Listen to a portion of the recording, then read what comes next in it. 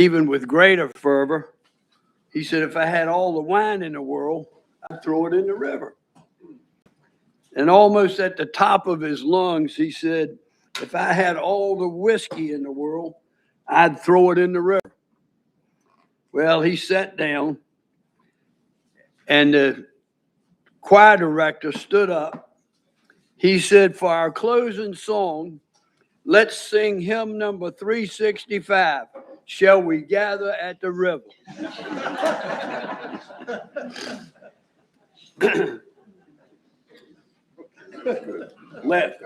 Laughter's the best medicine, folks. Always like to have a little bit of fun. I only have one item today, and that is I'm sad to talk about the fact that today at 1 o'clock in Duck, the town of Southern Shores will honor Tom Bennett, who passed away this past March. I had the pleasure, Tom served in Southern Shores from 2013 to 2021, and I had the pleasure of serving with him 7 of those years as he was mayor and I was chair of this board. We'd have monthly mayor meetings, and got to be really, really good friends with Tom. And I can't say enough about his steadfast leadership and his commitment to the town of Southern Shores. So if you will keep him and his family in your thoughts and prayers today at 1 o'clock, it'd be greatly appreciated. With that being said, County Manager, that's all I have on the chairman's comments. Thank you, Mr. Chairman. That takes us to item 2 on the agenda today. This is our service pins. Today we have 60 years of service that we're going to recognize. And first off, Angie Grant, if you'll come forward to receive your 10-year pin from Jody Wyatt. Welcome, ladies. Thank you. Good morning, commissioners. So Angie Grant and I are here today in celebration of her 10-year anniversary with the county. Angie has a success story within our public health department. She began 10 years ago, splitting her time between a clerical position in the front office and a billing technician. And her quality work and diligence earned her a promotion in 2023 when she became the billing supervisor for the clinic. In her new role, she has managed to successfully increase the number of private insurances with which we can file. She has navigated the NC Medicaid Managed Care Initiative, and she guides multiple new providers through coding changes and credentialing. I would say that Angie has forgotten more than I will ever know about billing codes and insurance claims, but that would suggest that Angie has forgotten something, and I assure you she has not. A little bit later in the meeting, Sheila Davies is going to talk to you about the wonderful things our school-based behavioral health team is doing for the students in Dare County. I've seen the numbers, I've worked with the providers, and I've heard the testimonials. It is an impressive program. And what has also been impressive is the way that Angie has credentialed these 4 new providers with multiple private and government insurances. She has remained flexible with continuing to learn and teach the behavioral health coding and billing. And she has worked in the background to help this program succeed and hopefully eventually expand. Angie is hardworking, dedicated, great for a laugh, and as irreplaceable as any employee can be. So I don't want to think about what we would do without her. And so I absolutely plan to see you in another 5 years to do this again. So Angie.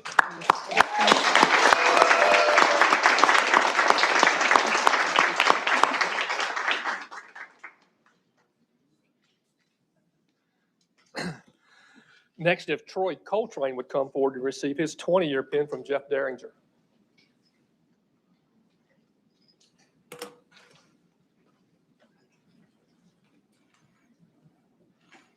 Welcome, gentlemen.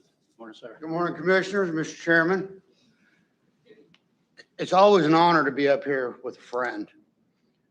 Troy and I have been friends a long time. He started his career in Terrell County in 2003. We were lucky enough for him to come over in 2006 to the Dare County Sheriff's Office. Like Angie, Troy is irreplaceable. He was in patrol, he got promoted to investigator, and he wears many hats.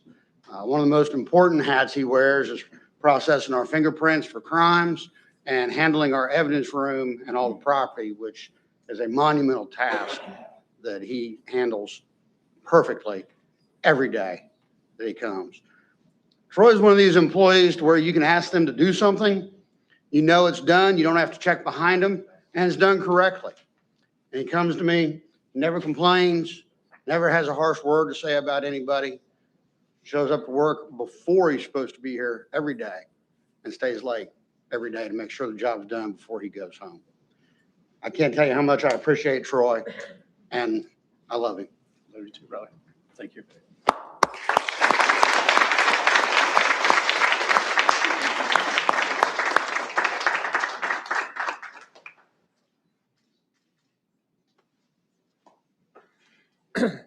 Next, if Sean Hughes would come forward to receive his 30-year pin from Shanna Fulmer.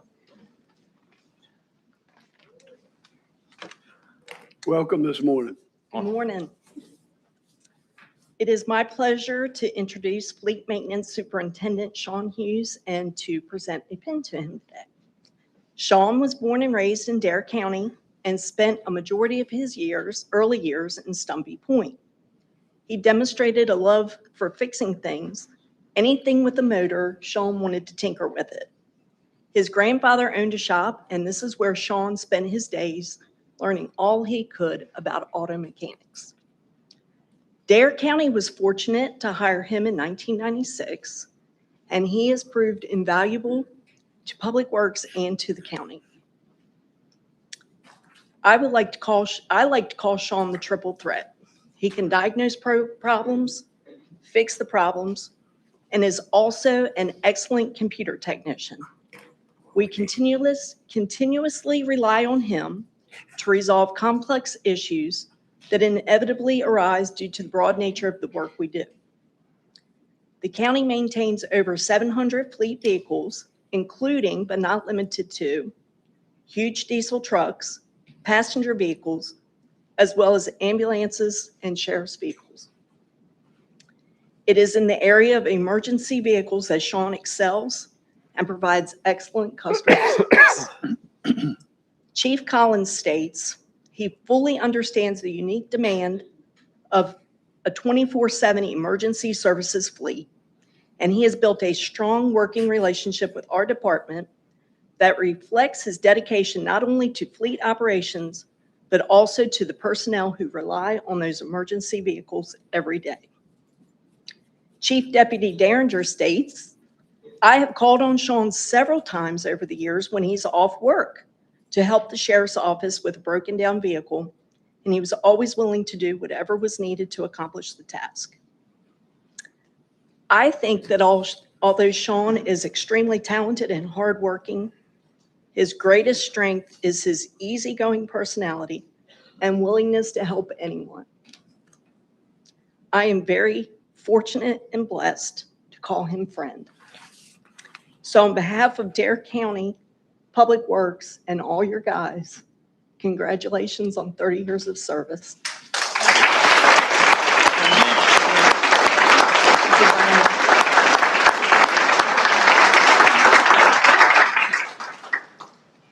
Hey, Sean, 30 years is a big deal. We might have to go cook us another hog. There you go. That brings us to our employees of the month. We have two this time. We have for our month of May, and we also have our June employee of the month. For the month of May, if Jeff Derringer would come forward to make that presentation.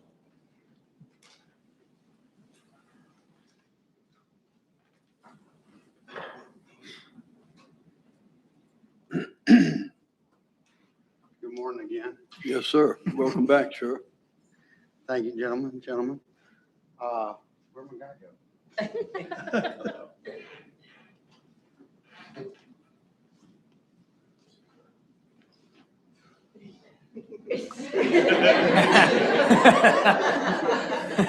Got him. Good morning. Mr. Chairman and Mr. Commissioners, this is Deputy John Gump. we were fortunate. John started at the detention center in 2020. He showed an interest in being a deputy 4 years later in 2024. Sheriff Doug sent him to BLET, Basic Law Enforcement Training, graduated with honors, and John is on par with civil process. It's all you know, civil process is an extremely important part of the sheriff's office and constitutional law.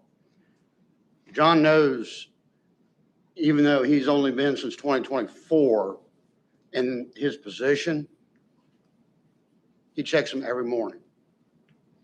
He serves them precisely without errors. That doesn't sound like a big deal.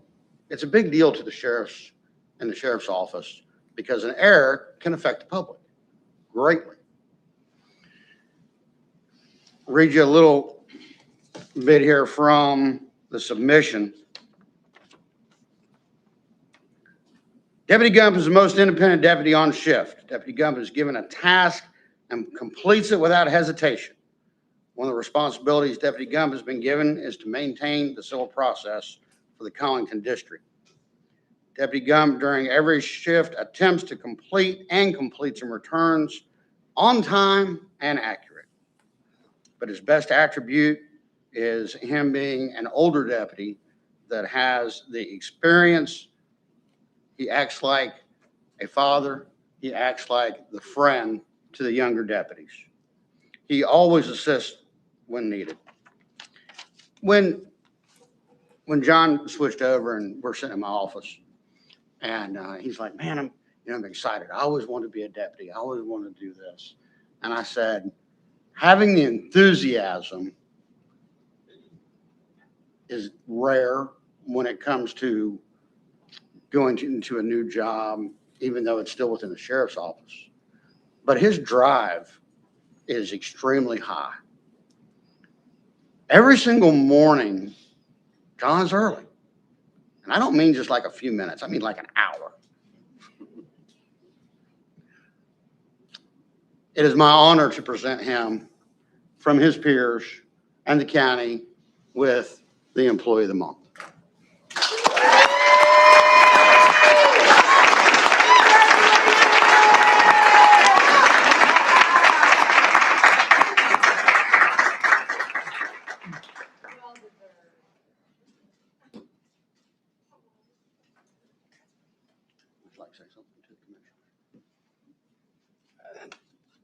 This was a secret to me, so I just want to say thank you all for the opportunity and thank you for having me.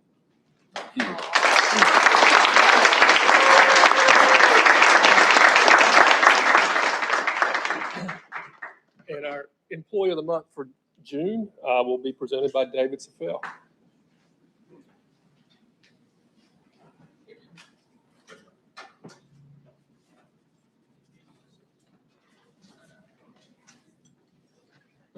Welcome this morning, Sheriff. Morning, Commissioners.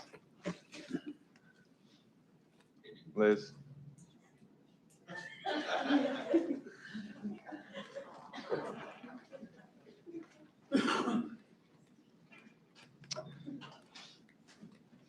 Surprise. Guys. Today, we're proud to recognize Liz Farmer as the Employee of the Month. She began her career in communications on September 14th, 2016. Liz's exemplified dedication, professionalism, and commitment to serving others. Her positive attitude, strong work ethic, and unwavering support of her coworkers make her an invaluable member of our team. She brings a smile, encouragement, and professionalism to the center every day, helping to maintain morale even during the most challenging moments, which there are a lot. Her contributions have a lasting impact on both her coworkers and organization as a whole. Congratulations, Liz, and thank you for your many years of service and all that you do. She does bring, you walk in the center every day and she's smiling, happy, which really lightens up my day and everybody else's in the center when she's in there. So congratulations, Employee of the Month. And,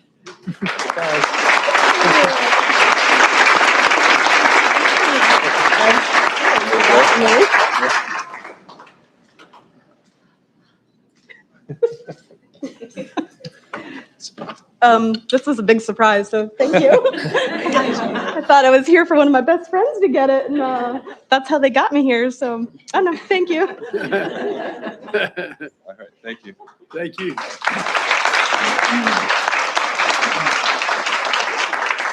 Before we go to public comment, with those of you that received an award this morning, please go out through this door with Caitlin to have a picture ready.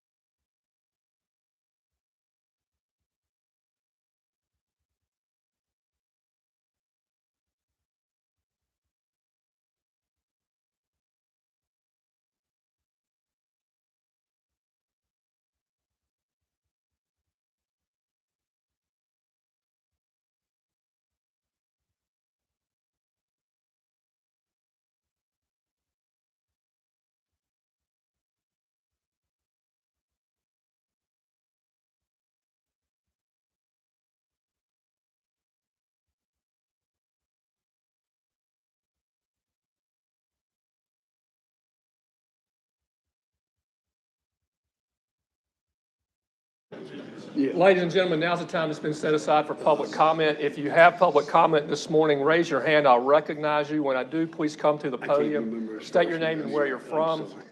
Please limit your comments to 5 minutes. There's a green light on the podium that will come on when your time begins. There's a yellow light that will come on when you have about a minute left. And when the red light comes on, you need to conclude your remarks. If you're here to speak to the budget, please wait until the public hearing on the budget that comes later in the agenda. I don't have anyone signed up. Is there anyone here that would like to speak at public comment? Seeing no hands here, is there anyone that'd like to speak in Buxton on public comment?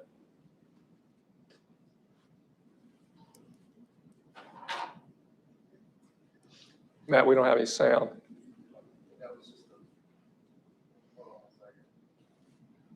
There we go.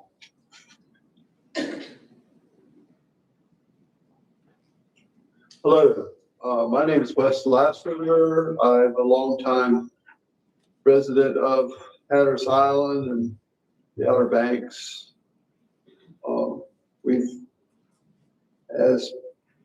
We have a campground that's been brought to us where the old golf course was in Cusco. And it's hurt a lot of people already, as far as the people on Robin Lane who've been robbed of any view or anything that was left, the property values. But there's one ordinance in here that I feel that should be looked at. I won't take long with this. The ordinance is 160.27 parentheses A, regarding the preservation of natural terrain, drainage, topsoil, trees, and the natural vegetation to the maximum extent possible. I respectfully ask that to have this explained when this clearing occurred, what approvals authorized it, and how compliance with the ordinance has been evaluated. The complete property, there are no trees. The whole place was completely wiped out. It's part of the dune was even pulled us down. I mean, there's no reflection of any preservation of natural terrain, drainage of topsoil. We're worried about the flooding that's going to occur from this. We're worried about the traffic that's going to occur from this. There's no DOT addressing any type of turning lanes or anything that will be there provided for this. We already have Ramp 49. We already have federal campgrounds. We have Briscoe Rod and Gunn. Everybody needs to go to need help with this thing for 180 extra campgrounds, some of them being permanent residents. This 160.27A, the design and development of the park shall preserve the natural terrain, natural drainage, existing topsoil trees, and natural vegetation to the maximum extent. We feel the maximum extent has been to completely destruct that whole area. It's completely wiped out. I invite you, if you're there way, to go maybe drive up the hill and look over, or look at some of the topographical pictures, drone pictures, things like that. They've ruined that land. And now we have more large tracts of property, 78 acres, that's going to be sold here pretty quick. We don't know what that will be, but we hope that there will be better oversight and a little bit more care, a lot more care as to how we take care of our natural resources here on Hatteras Island. Thank you. Thank you.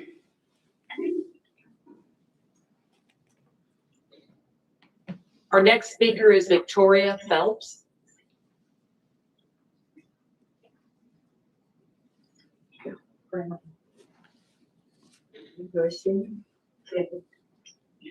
Hello, my name is Victoria Phelps.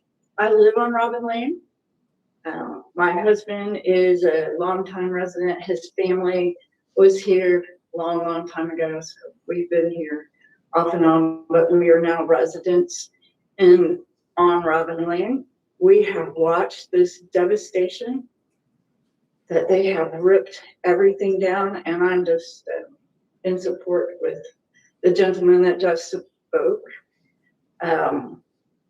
I don't know that the wildlife was given any consideration, or the sea turtle nestings, and what the impact would be with all these extra people, infrastructure. But right now, my understanding is what was proposed and what has been actually occurring is incorrect, and they have built up the campground. So if there is a hurricane or if there is rain, that already our road floods, and now it will be more devastating. We would like you to look at, was that proposed? Is that what they were supposed to do? Was to grade that so high that all the drainage is now Robin Lane? Thank you.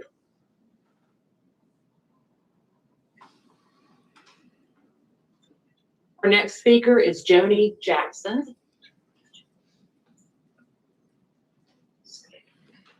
Good morning.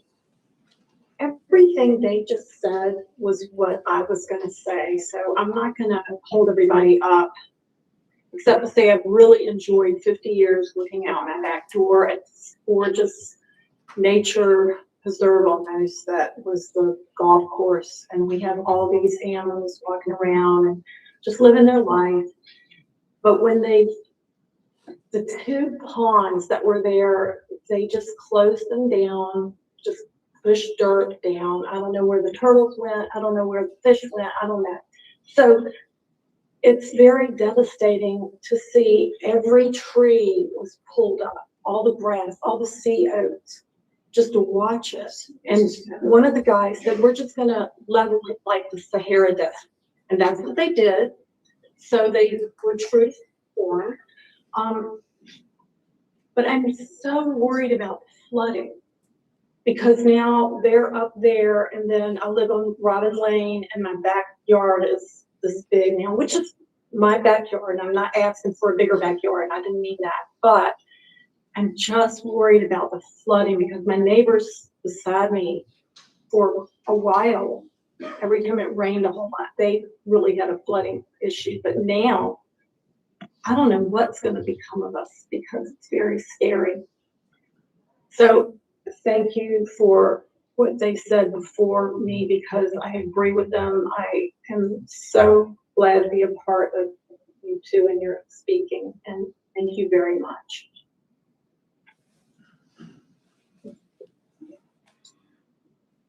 Our next speaker is Susan Myers.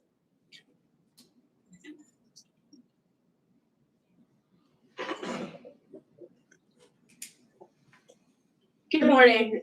My name is Susan Myers. I live in Frisco. I've only been here 11 and a half years, but sometimes it feels like forever. My background is in environmental engineering with my first degree in geology. And my second area of expertise is medical care with my degree in nursing. I have been sick to my stomach daily. What are we going to do about this problem that has been permitted but not regulated? What are we going to do about the water impacts, the electric impacts? The sand is literally blowing away and sliding into private property. I'm devastated. I have not seen this kind of irresponsible planning since I lived in the desert Southwest, where when they built up on the dunes in the desert Southwest and didn't moderate it and did not control it, all they have now there, if you can imagine, in a place to get 8 inches of rain a year, not 200, they have flooding every single time it rains. This is impacting our citizens on this island that are private property owners. They keep getting shut down, I hear, but I don't see any difference in their way that they're performing stuff. How about we just revoke their permit until they are compliant? That would be helpful, don't you think? The size and the impact is not representative of the area. And numerous people are reporting on Facebook, so who knows if it's actually real, about almost getting hit by construction crews coming flying out of that driveway on that blind curve. Just wait until the visitors in huge RVs try to negotiate that intersection. There will be a lot of death and dying there. And can we talk about taking down the secondary dunes? That's been mentioned by a couple of people. COs, you can't remove COs. That's a federal law. They're not just breaking county and state laws, they're breaking federal laws over there. And we as the county are apparently allowing that. We are out of storm away from disaster. What's going to be the mitigation for that? And there is no barrier, zero barrier. I don't count the 3-foot piece of black plastic between commercial property and the private property as required by county statutes. So that's what I've got to say about that. I'm going to go on real quick and talk about electric bikes. Electric bikes are motorized vehicles. Please enact some legislation here to treat them as such, requiring license and age restrictions. Young people that are hormonally influenced by speed and adrenaline are causing problems, and they're already here on the islands. We're watching them go down Highway 12, popping wheelies with no helmet. These are kids. Where are their parents? I have no idea. They're not my kids, but I would talk to them if I could catch them to talk about living permanently as a disabled person. Anyway, you guys usually do a great job. I appreciate you listening to all of us today. And I hope to hear that we're doing something about not only the electric bikes, but especially huge and appropriately managed campground development. Thank you.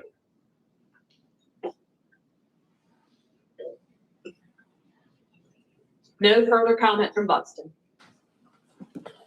With that, Mr. Chairman, we would close the public comment and move to item 5 on the agenda. And Dave Peterson's here to give us a report from Trillium Resources.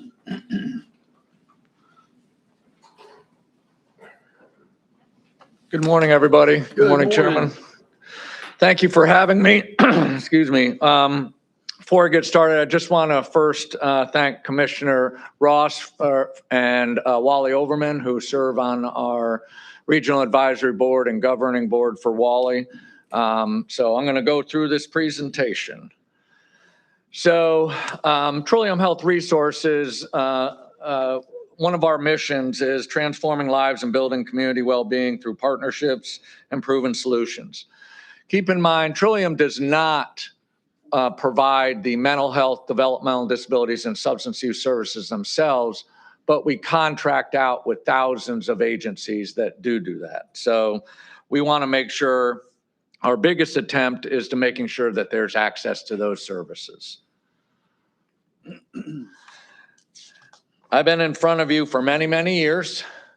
And one of the biggest shifts that has happened is the state legislators has said that they want to get us down to 4 managed care organizations.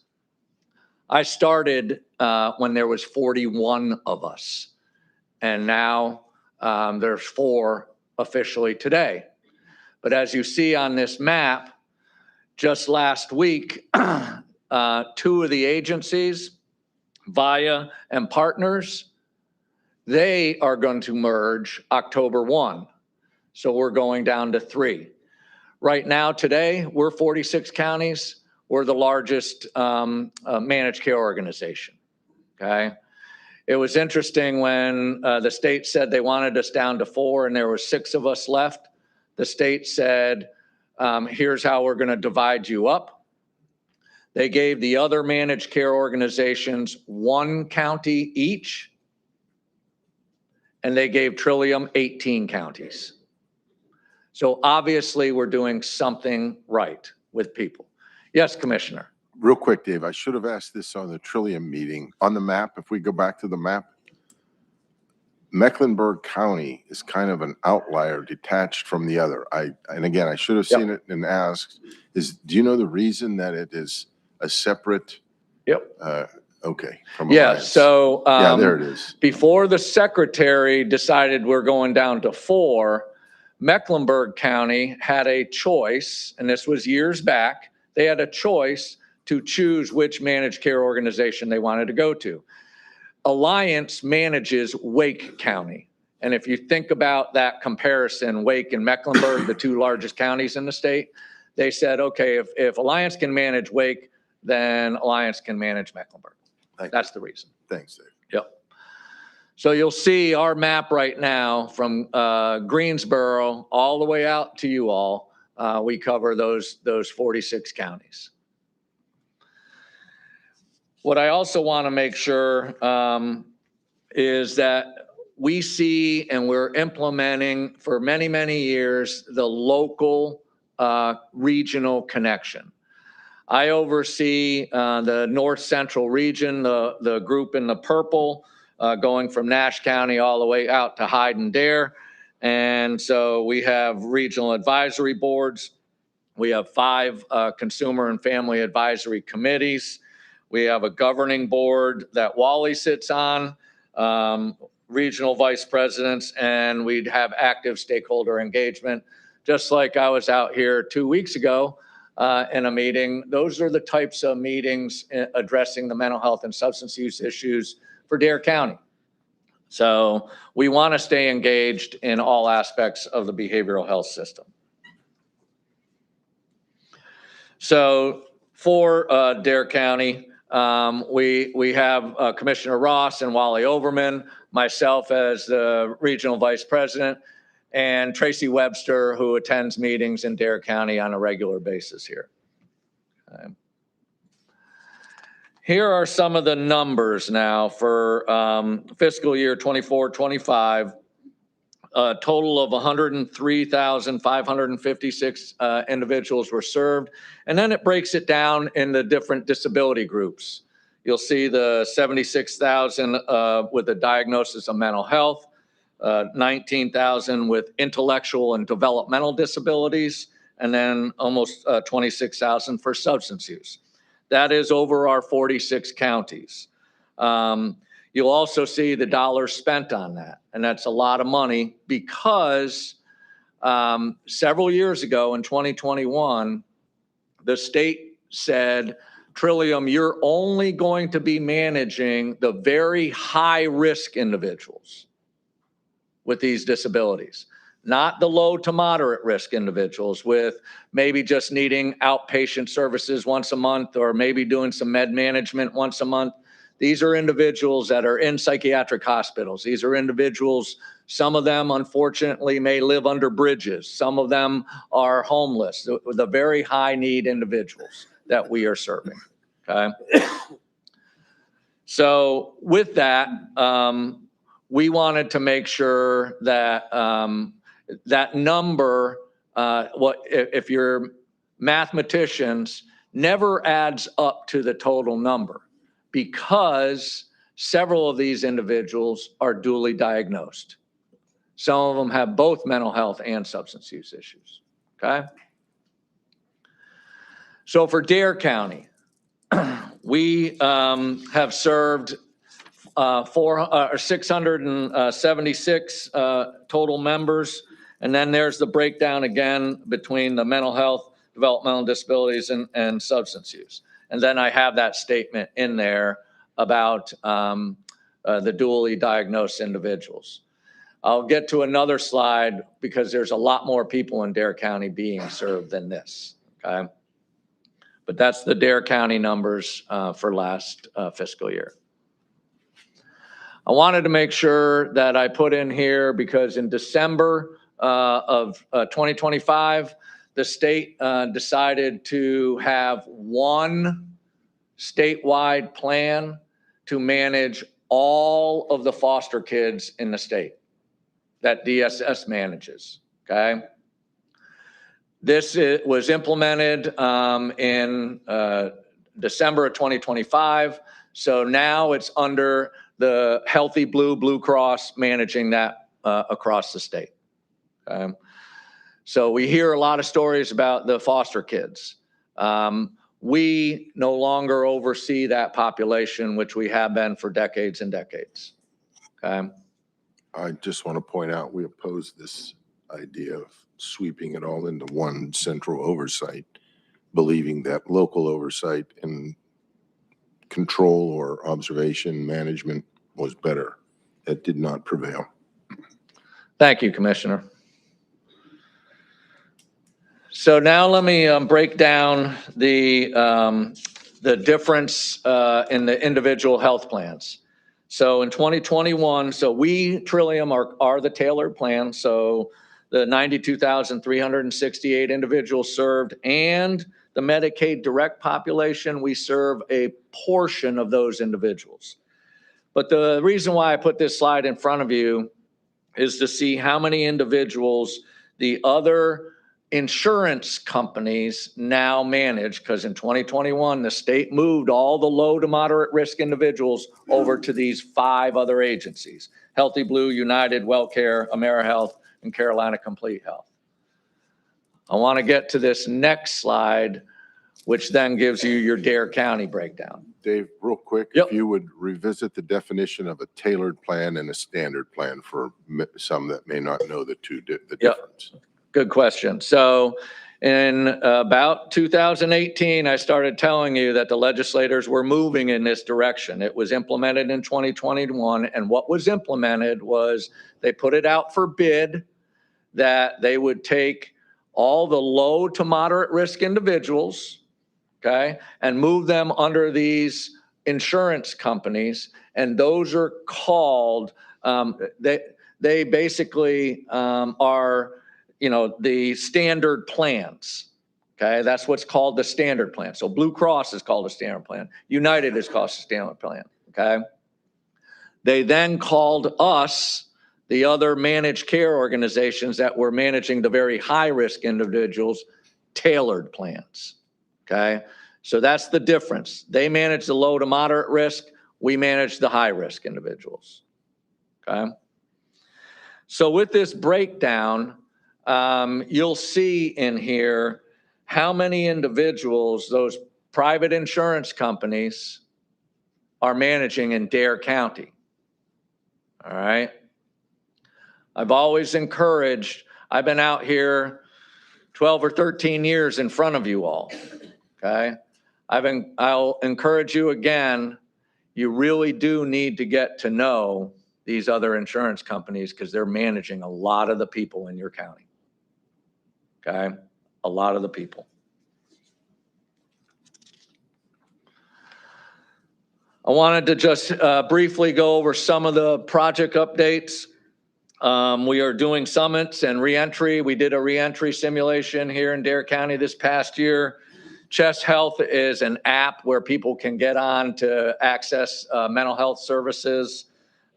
We still do have, well, actually, the health department has the mobile clinic, which we really appreciate them taking that over.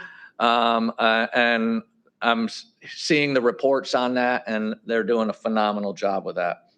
We also are doing empowerment summer camps with kids with developmental disabilities. I do want to hit on some of the things that when we oversee programs and projects, when I took over the network department many years ago, we were focusing a lot of time on the fraud, waste, and abuse, okay? And we cleaned out our system fairly well because it was a closed network.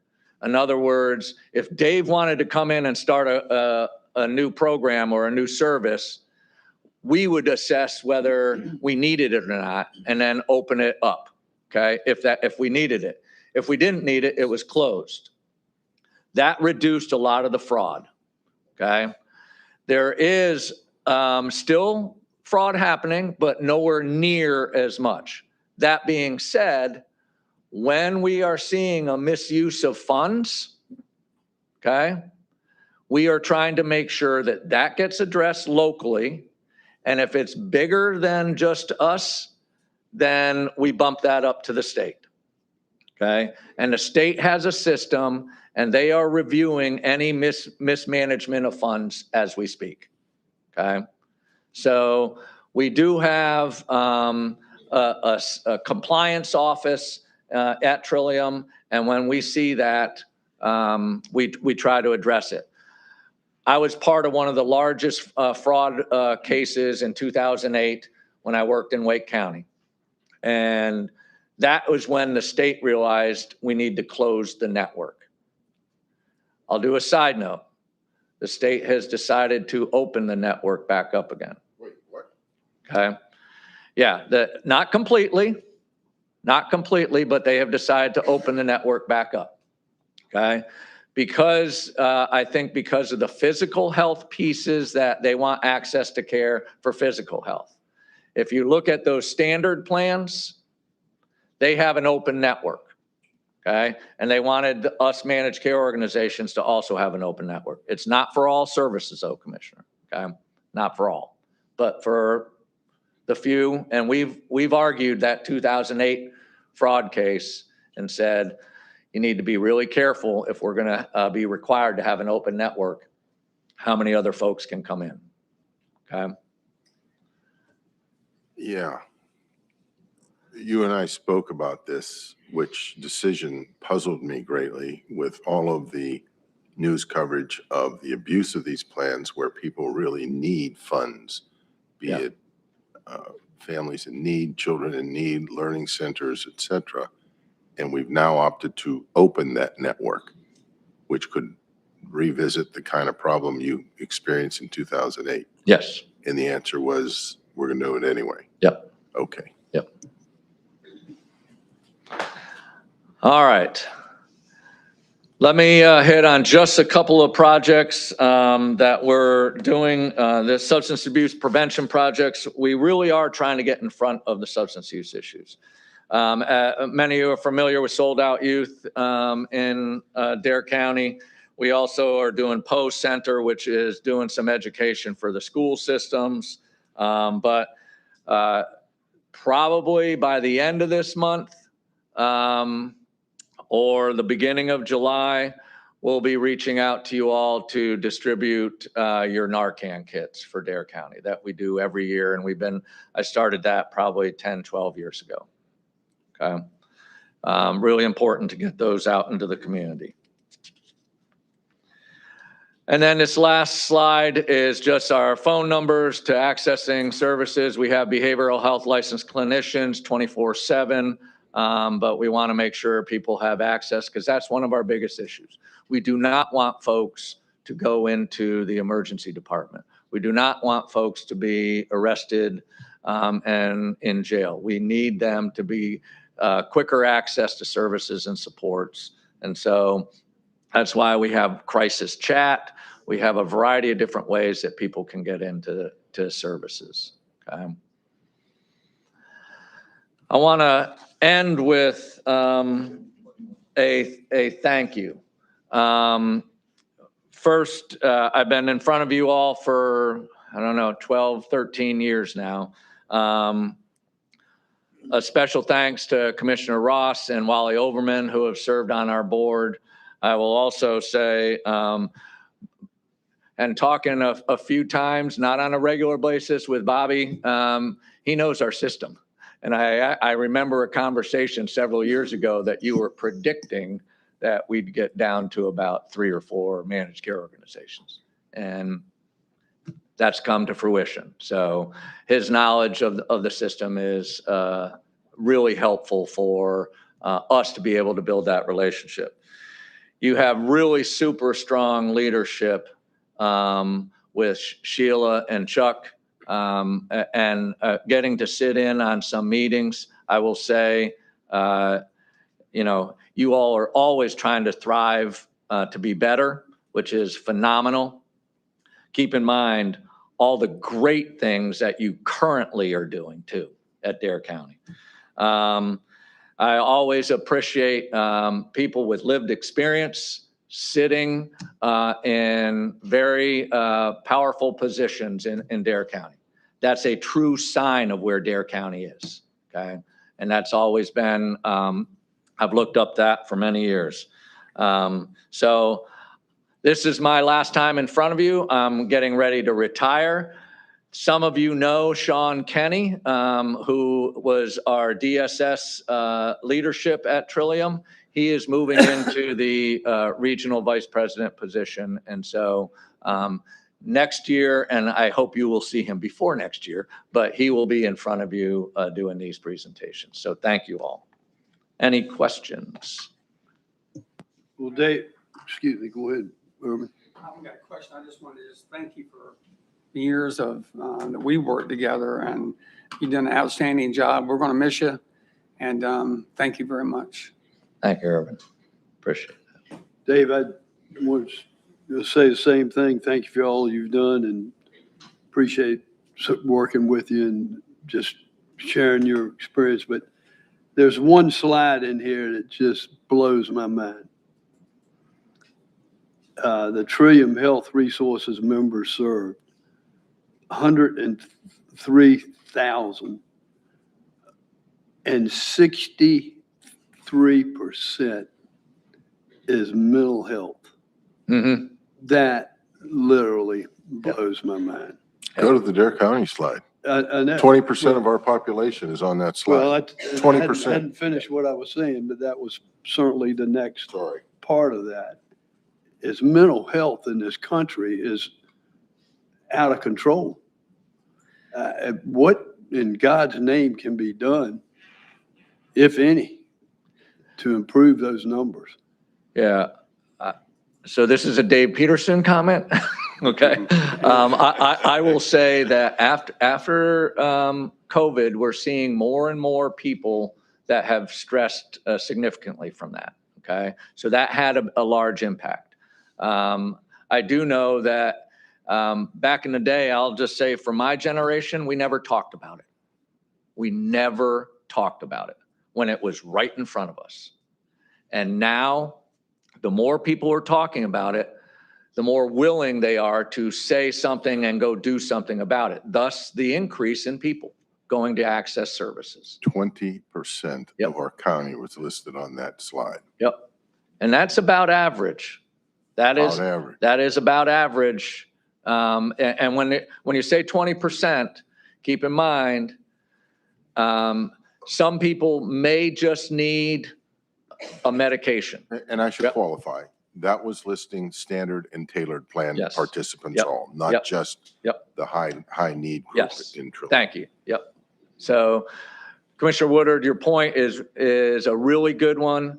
I'm really glad that we're starting to have more and more conversations about this. And that's what's bringing people out of the woodwork to feel comfortable saying something that, hey, I'm not doing so well. I need to talk to somebody about it. Right. Dave, I got a question for you. You were part of the behavioral health assessment that we did with Sheila and Wiley and some very intricate part of the community individuals. Do you got any advice for us after that assessment came back? How we move forward? How do we make a change in Dare County? Yeah, there were a lot of minds in that meeting that know Dare County better than I do. Let me first start with that, because you have brilliant people in that room. And so Sheila brought together a lot of people with lived experience and clinical experience and systemic experience. That being said, I'll just give you my opinion of, I think the farther upstream we work with individuals, the better off we are. When I say work upstream, early intervention, childhood intervention. But sometimes what we do is we still have to manage the individuals that are today needing services and supports. But the farther we work upstream, the fewer people we'll have to work with when they're 20, 30, 40, 50 years old. So. Thank you. Yep. Yeah, Dave, I also want to thank you for your many years of service. And every time you come, it's a very enlightening and it's a wake-up call to all of us of exactly what's going on. And I just wanted to personally thank you again for your years of service, and also to reflect on not only what outstanding job you've done, but I also need for you to reflect on how many people and how many lives you saved and changed over your career. So thank you so much. Thank you. All right. Hang on. I want to pile on. Dave, you've been a great friend to Dare County and a great leader for our North Central region. Wally and I know if he was here, I'm speaking for both of us, have truly enjoyed our relationship. You brought me on board at Trillium some years back when I joined. You were very patient with me. I had to take the remedial course a couple of times, but I was getting there, and I appreciate that. I wish you the very, very best. 43 years, folks, this man, and it is a sometimes very demanding, selfless role, as we have talked over the years. So best wishes, best of luck, and my sincere thanks. Thank you, Commissioner. You bet. Appreciate that. All right. Thank you. Mr. Chairman, that brings us to item 6 on the agenda. Michael Tillett, Richard Quigley, and Sarah Hull are here to make a presentation on behalf of the Garage Band Charities.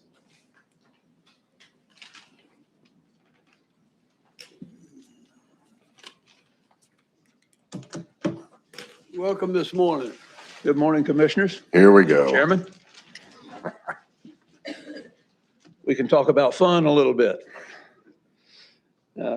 We appreciate the opportunity to use some of your time, use this venue to let everybody know what Garage Band Charities is about and what we've been doing for the last few years.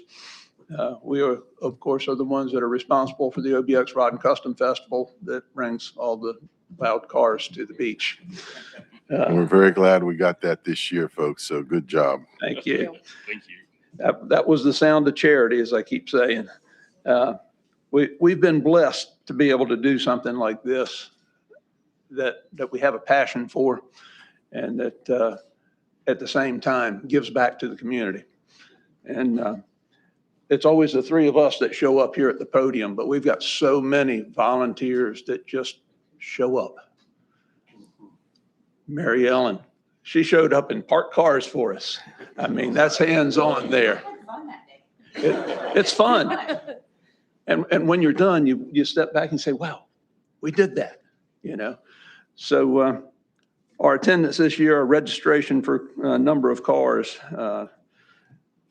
1,243 registered cars. Wow. Which I think says a lot for the car people believing in what we do. The number of people that publicly, locally have supported us, you know, had a few speed bumps and things to overcome, and everybody stood up commissioners included, and said, hey, you know, we got to make this happen. We got to figure out how to make it work. And we did make it work. We did a few more public service announcements to remind people that this is still our home. Behave. And for the most part, I think everybody did. Our post-event meeting went very well, and we look forward to 2027. Our application's already in, hadn't been stamped yet, but we'll see how that all turns out, but we've got a date. So just to let you know, we've got several people here that we're going to be making presentations to this morning, but we have at this point 18 different charities that we are supporting. I'll read off some of the ones that will be receiving or have already received presentations from us or checks in the mail. Mount Olivet United Methodist Church Food Pantry. We always look out for our neighbors as well. Hyde County Joy Fund, Hatteras United Methodist Toy Fund, Lower Currituck Food Pantry, the Dare Education Foundation, Mustang Outreach, Interfaith Community Outreach, the Inez Daniels Austin Scholarship Fund, the Sergeant Earl Murray Scholarship Fund, Mighty Millie. I know we've heard a lot with her young lady having some issues. The Mighty Millie Fund, Blue Mervine Charity Fund, Louise Harrell Scholarship Fund, and last on that list, but not least, the Terry Gray Memorial Scholarship Fund, remembering our good friend. So those are ones that we aren't presenting to today, but the monies that we've received thus far, we still have a few sponsors waiting to collect from them. But at this point right now, we're proud to once again say that 100% of the registration fees is going back to charity. So everybody that paid to come ride, every dime that they paid is going back to charity. And that number is $66,000 for this year.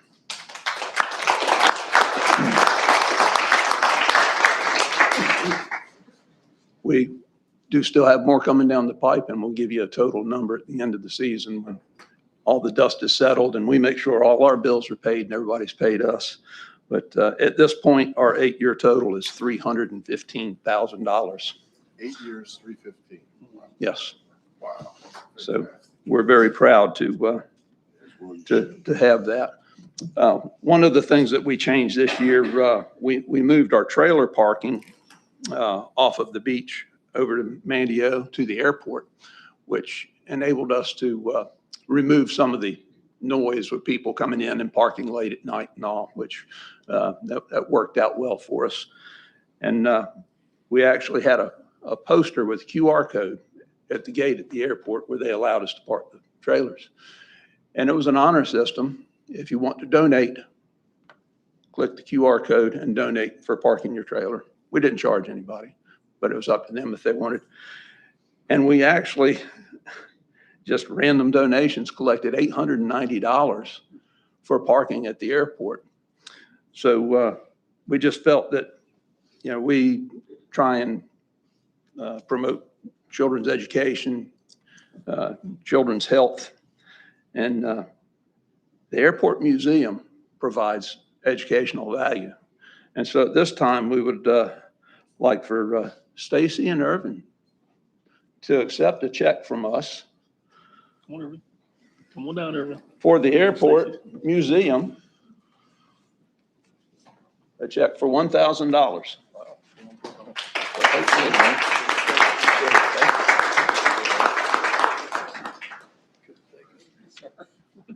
That's awesome.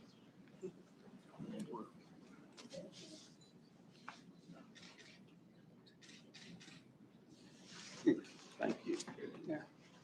But we got to put a QR code out there at the parking lot.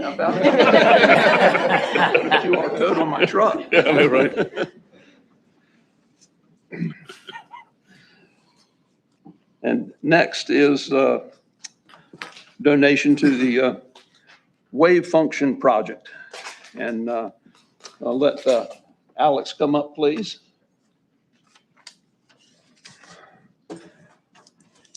And can you give us a brief synopsis of what your project is about. Yeah, sure.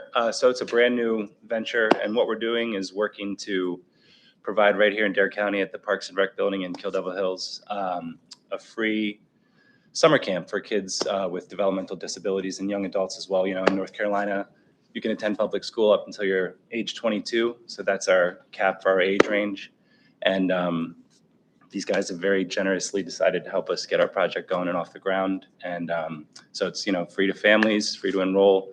And we're hoping to, you know, offer support not only to the kids, but a little respite to their families as well, who don't really have any other options in the summertime for their children, young adults. So that's the goal for us. So. Well, we would like to present you to help kick things off the check for $2,500. Thank you. 2 envelopes. Oh, Yeah. Sorry. No bonus there. Yeah, right. Appreciate that. Thanks. Thank you.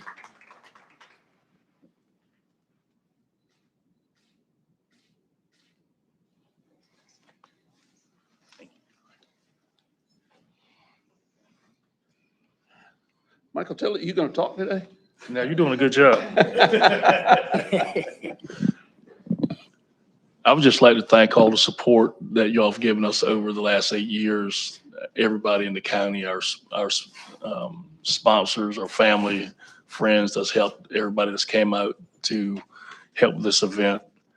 It's, as you know, I started this thing back in 2013, trying to get things going to start an event for 2019. And with the help of everyone in this building and everyone in the county, you all have made this happen. We can want it all we want, but like we said, like Richard was saying, it's 3 of us that always show up, but it's the whole community that puts this thing together, and we can't do it without anyone. Everybody has a part, and it's just to see a dream come to reality is overwhelming sometimes. But I'd just like to thank everyone that's here, everyone that may be watching that's helped and supported. Just wanted to thank everyone for everything they've done. And we won't go listing all the names of everyone because you'll miss someone. So everyone knows who they are, and we'll do a little more detail on that at our 10-year anniversary. Thank you all. Okay, next I'd like to call Miss Margaret Lawler from Food for Thought. We've just been mailing her a check. Thought it'd be nice to have her up here this time. Thank you. And at this time, we'd like to present Food for Thought with a check for $5,000. Oh my gosh, thank you so much. And we are celebrating our 20th anniversary this year. Nice. Thank you. Fix my computer. I lost agenda.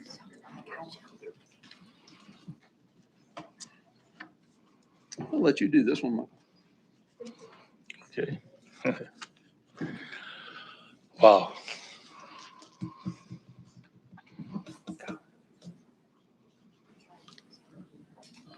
We love Virginia Tech. We would like to ask the representative from Elizabeth City State to come up, please. This event is about kids helping everyone in the community.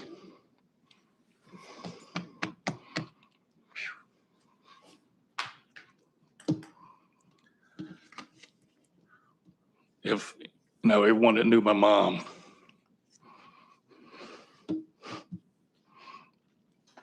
You good one.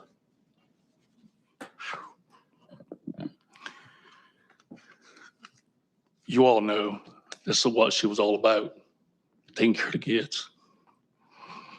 And to be able to do an event I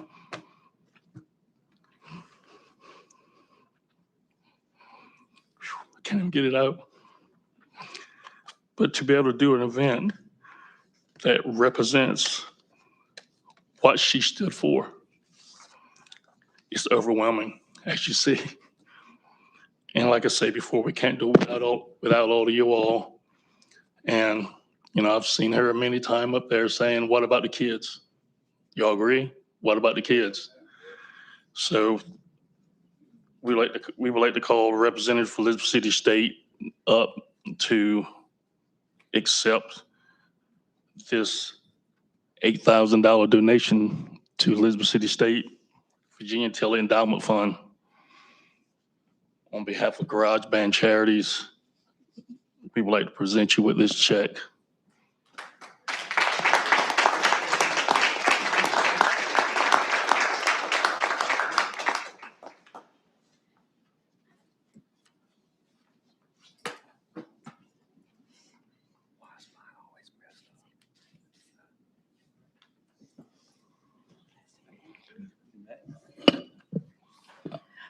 On behalf of the Chancellor, Dr. S. Keith Hargrove, and the Chair of the ECSU Foundation, Kimry Reinhardt, I represent them today as we accept this contribution in honor of Ms. Tillett, former Commissioner Tillett. I worked at ECSU twice, and in the early 2000s, I had the honor of meeting the jewel of a woman, Ms. Tillett. And so I can understand the overwhelming nature. It is an honor to be here today, and I know that she did many wonderful things for the community. So we do want to humbly thank the Garage Band Charities for this contribution, and thank you for allowing time for this presentation to be made. Thank you.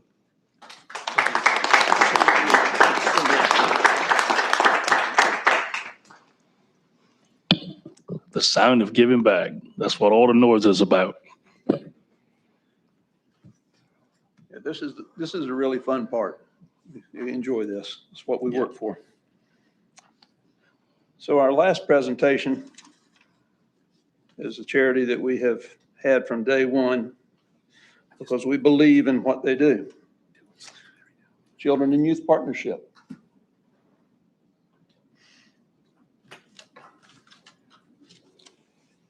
It is our honor. How much was it? Wow.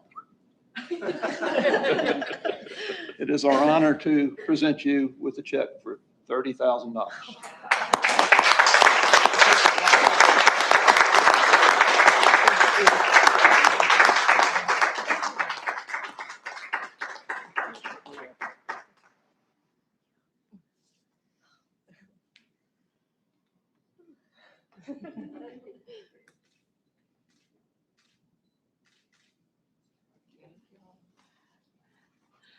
Wow, that's amazing.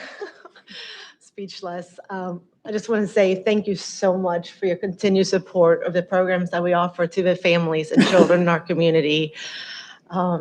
Programs such as the Diaper Bank, Dolly Parton's Imagination Library, and one of our new programs is we're creating an outdoor learning environment at our office here in Manio. So we're looking forward to continued partnership. We appreciate your continued support and generous donation. Thank you. Thank you. One more thing, that's another charity that my mom was really proud to be a part of and help with because she knew how they received their funds, and she knew that their funds were being shrinking every year. So when we were trying to figure out what charities to donate to, she says Children and Youth Partnership, #1, and then go from there to keep them going. And if anyone has a chance to go by their office and check out what they're doing for the kids, it is a cool spot that they're building. And we're so glad we were able to be a part of that. Well, that concludes our presentation. I do want to thank everybody again for their support, for your time, for kind words. We know we stand, just the three of us, but we know we got a lot of good folks behind us, and that means the world to us. Thank you. God bless you all. Thank you. Thank you. Thank you all so much.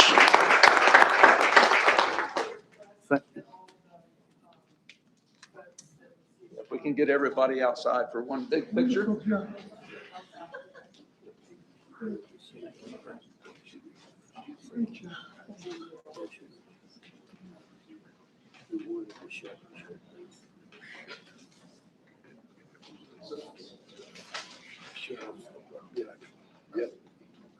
Police chief.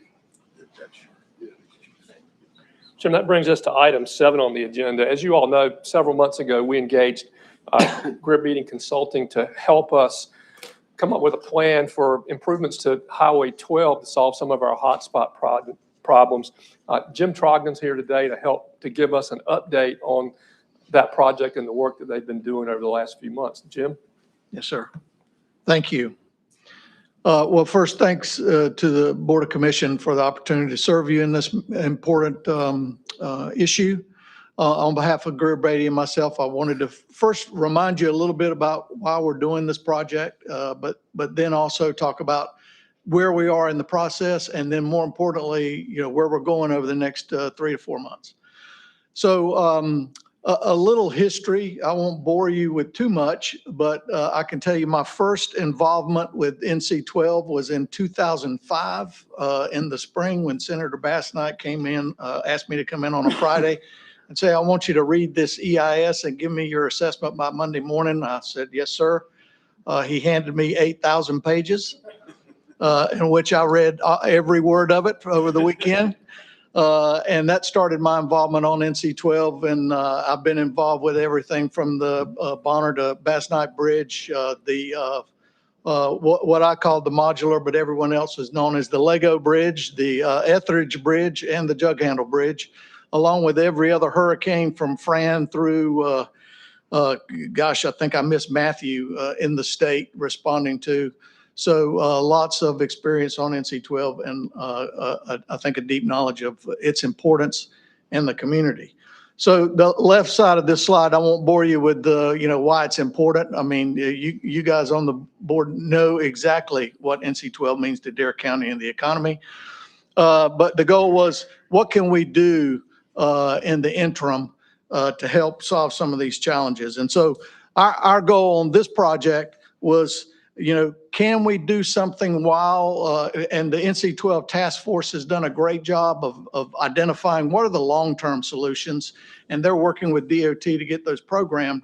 But as you guys already know, the TIP is a long process, right? And so we don't know how long all of those hotspots are going to have to wait. That's part of what I want to get an assessment on over the next few months. But it's, we've got to do something in the interim. Travel time reliability and access to the community is critical. And so back in January, when I was talking with the Dare County leadership here, I recommended investigating and developing what I call an interim bridge strategy. And that's using, not limited to this, but this is what we're starting with, at least the traditional cord slab bridges, which is, if you think of the Etheridge Bridge as a cord slab bridge, the modular or panel bridges, that's the Lego Bridge, and then timber bridges as well, which historically North Carolina used extensive amount of timber bridges, transition away from those because of the longer lifespans of concrete and other materials in the early 90s. But a bridge system that was used extensively in North Carolina for a long period of time. So the key considerations is, can we develop a strategy and a funding options that will allow the moderate to low cost, high speed, withstand overwash, and stay within the existing right of way. And that one's important because we want to avoid a long-term and extensive permitting. And so the tasks that I'm working on this project, task 1 was to build contacts with the industry to develop strategies for these 3 types of bridges. That task is complete. I've made contact with Acro and other panel bridge companies, timber bridge companies, and then all the data we got on cord slab, because it's used so prevalently at NCDOT, was their data sets. That task is complete. We started on NCDOT team building and coordination, met with the chief engineer, got his buy-in, the division engineers, the division's subject matter experts, which I'm working with, that'll help us in the review of the hotspots and the engineering required at each site, the state bridge engineer and the state estimator, as well as someone you all know, the DOT Board of Transportation member, Tess Judge, who's firmly very supportive in helping me with all our DOT work. Task 2 has been completed. So we're moving to task 3 starting today, this afternoon. Task 3 is hotspot review and ultimate prioritization. We will review each of the hotspots and evaluate each of the bridging options, which ones may not work at that particular site, hoping not to abandon too many of them. And then once completed with that, we'll start prioritizing those. Okay, where will this project be in the TIP? If it's very far out, that may be a high priority. If we can help with DOT with strategies to get some of those moved in faster, that may be a lower priority for interim bridging and a higher priority for acceleration of the long-term strategy. And then the last task will be funding analysis and strategy development, and I will certainly be starting that task somewhere around the 1st of August. Each of the hotspots is not going to be a one-size-fits-all, so it's what's the topography of the site, what's the hydrology requirements, what's the geotechnical requirements, what's the travel demand and public access requirements. And so we're going to be looking at all of these starting this afternoon to find that balance and the right options for each. But it's certainly not going to be a one-size-fits-all. And so, as I said, that'll be today, starting hotspot analysis, move to prioritization, move to financial strategy, and hope to complete my plan by early October so that we can give the county as much flexibility as possible in how we look at those future funding options and who we may need to interface for that, state legislature or Congress. And with that, I will take any questions you may have. I'll ask the board if anyone has any questions. Just for reference, Yes, ma'am. the bridge in Slash Creek, where they just replaced that, was that a wooden modular style? I do not know the answer to that question, but I'll find it out this afternoon when I'm at the division because I'm not familiar with that. The bridge They at Slash replaced it. Creek, Yeah, they Yes. replaced it, it was a regular bridge replacement but I project. think it was wooden trestles under it. It may have been. It was? Where was this? In Hatters Village? Yeah, Where? it was in Hatters Village. It's an existing bridge. Yes. That they just replaced and they just did it. They drove by them. Okay. Yeah. And that's just for my own mental. And it may, because of the age, it may have been a timber pile with a concrete superstructure. Right. Okay. Yes. That's the one that's been under construction for a while. It was, yeah, they finished They it. finished, Yeah. okay, I think they finished it since the last time you came. got it. Yeah, no problem. Anyone? I would just close by really wanting to thank Dare County for the partnership, but the folks at NCDOT from central office all the way through, everyone we're working with has been very collaborative. And so we'll just look forward to gaining more of the industry partners. We're looking forward to gaining more of their expertise and let's find some solutions. Jim, Yes, sir. thank you. Thank you. This is one of, in my view, the top 3 strategic issues facing Dare County. And this report and your planned timeline, I don't want to speak for everybody, but it's the most encouraging and thoughtful and frankly, optimistic plan that I've seen in quite a while. And I know we've had the task force and I'm pleased to see it is culminating in a plan of action. So full speed ahead and thank you for this. Commissioner, after 36 years in the military, I always use this saying, change is not mandatory, survival is optional. Very true. I think everyone wants to survive, so let's find a change that works. The positives here, Commissioners, we're working on multiple levels of options, especially reaching out to the Secretary. Also, our relationship with some of the leadership in the state and DOT. So we're working on multiple levels, trying to come to, and the Secretary here is working with those folks as well with us. So we can't thank you enough. Yeah. Yes, sir. I have Everything you do. Yes, sir. Another question that, I know they're doing the sand project thing. Are you are you communicating? I'm coordinating with DOT, who is working on that. That is through a grant that they're Right. looking at, some of the options, but I don't think any that we're talking about today.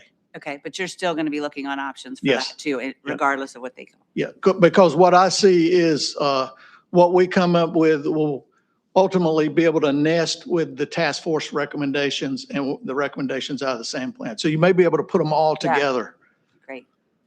And I do want to thank you as well for your time and effort on this. And I got to give a little shout out to Natalie and Beth back there from Yes. Hatters because they have. Great teammates. Yeah, they are. Yeah, they are. Yeah. Jim, I want to say thanks for coming on board with this project, with your expertise as Secretary of Transportation for many years. I was thrilled to learn that you were interested in heading up this project. And I just want to say thank you. And your My pleasure. expertise is well needed. Yes. I will say there is potentially a light at the end of this tunnel. Obviously, this has been a sand hole. They've been shoveling money in for 20 years. But if we can still push, and obviously you're a well-respected man of state, if we can push for the CAMA restrictions to be lifted, because building a bridge on no foundation, you're building a bridge to nowhere. I mean, that's the process. With that beach eroding like this, I mean, even in this picture, you can see it. If we can put something to stabilize that beach, and then in turn, we'll come behind it and build these bridges like you're talking about and have suggested, it will work. I'm 100% believer in the project itself, but we got to stabilize that beach as well. And I certainly don't think anyone that's experienced with, coastal engineering knows you never eliminate any option. You just pick the best one that works at the given time with the given problem that you have. And so having as many tools as you possibly can, I would encourage that. I'd just like to say thank you, and your partners back there are like my coon dog. They never give up. Yeah. Yes.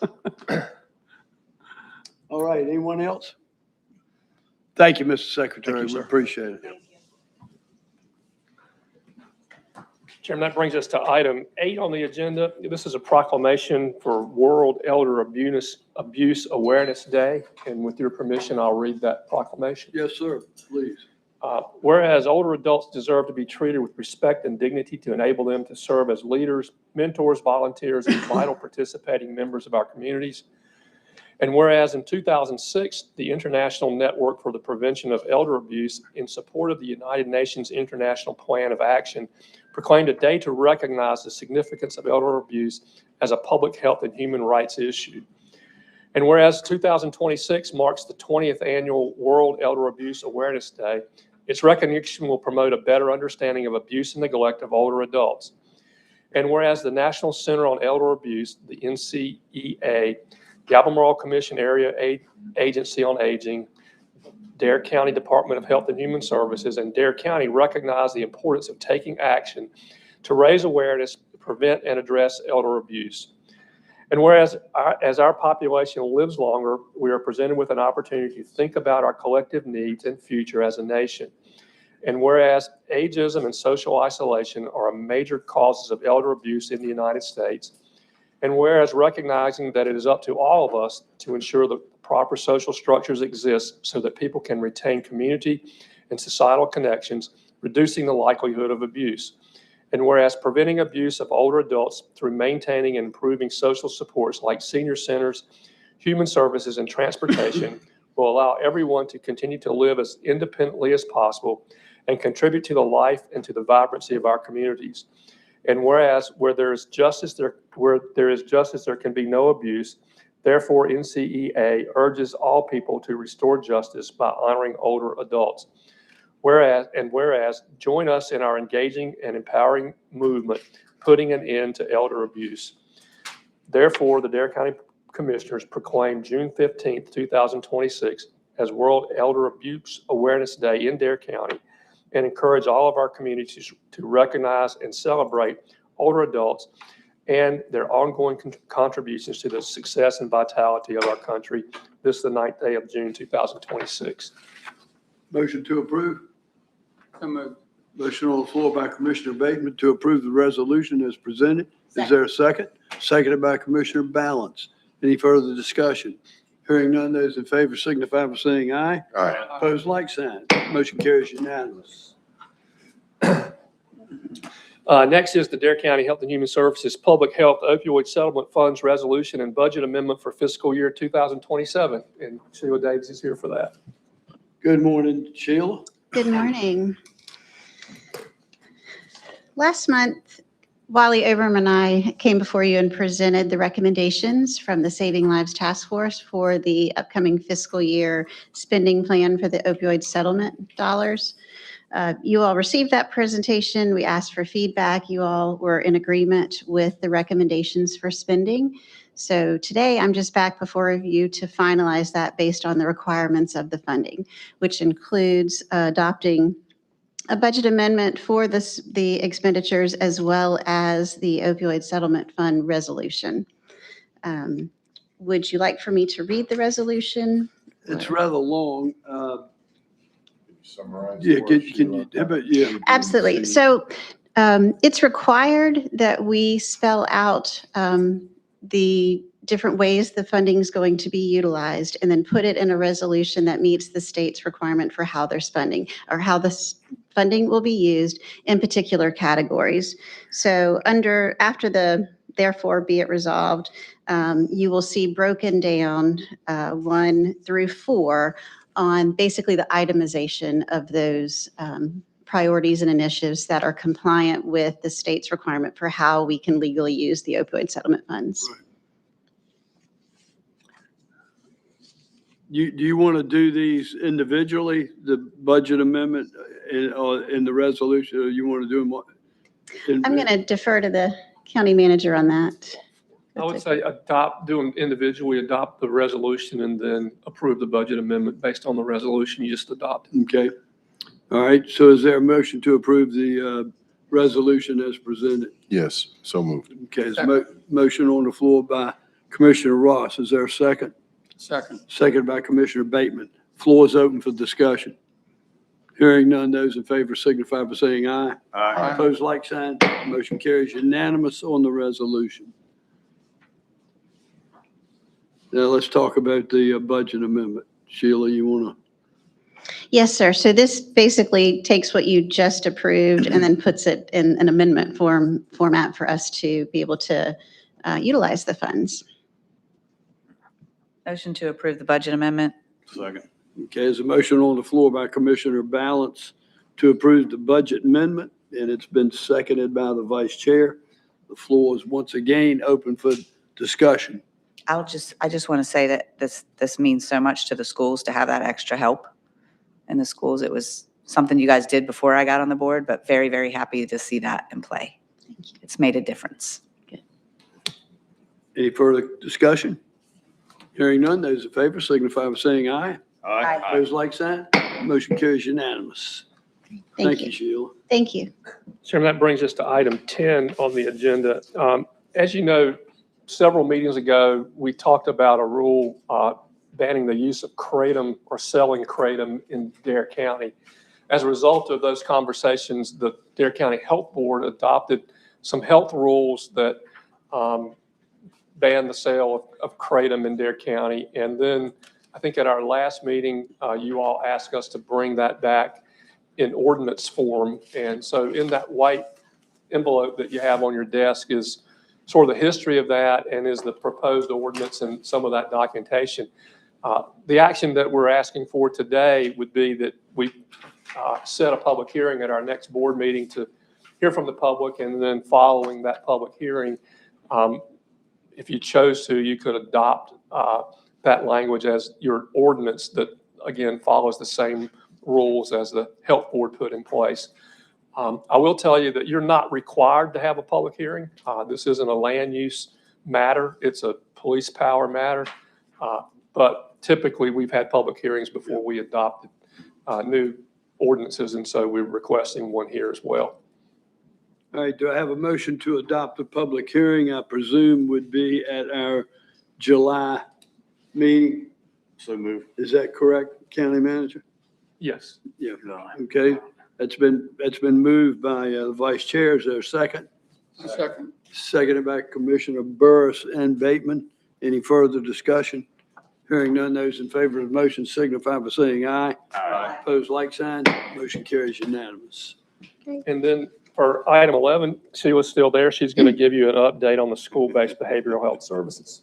Great. Thank you. Triple teaming us in there. I am, but thanks to Skylar's brilliancy on putting the agenda together, it just kept me up instead of coming back and forth. So thank you. One thing I do want to point out back to the Kratom item in that envelope that you have, we were asked to kind of share the communication and education we did with the businesses. So when the Health and Human Services Board adopted their public health rule, we had discussed with the board that we would take a proactive approach to going out and educating businesses who we were aware were selling Kratom products. So what you have in front of you is a packet that we sent to all of the businesses. It includes, as Bobby indicated, the history of kind of how this came into being and why, the public health importance. It includes an informational flyer, as well as a sticker that they can use or not to put in their window just to help them with the communication to their patrons. I will say that, knock on wood, but we have not received any significant pushback from this. I've had a couple of businesses call me personally to ask for clarification, but at least brought to our attention, there has not been issues. So, Mr. Ross? Tiny question.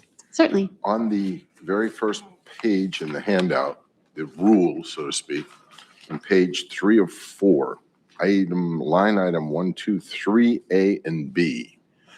I just had a question. Okay. It says if it's adulterated with a dangerous non-kratom substance. What if it's adulterated with baking soda?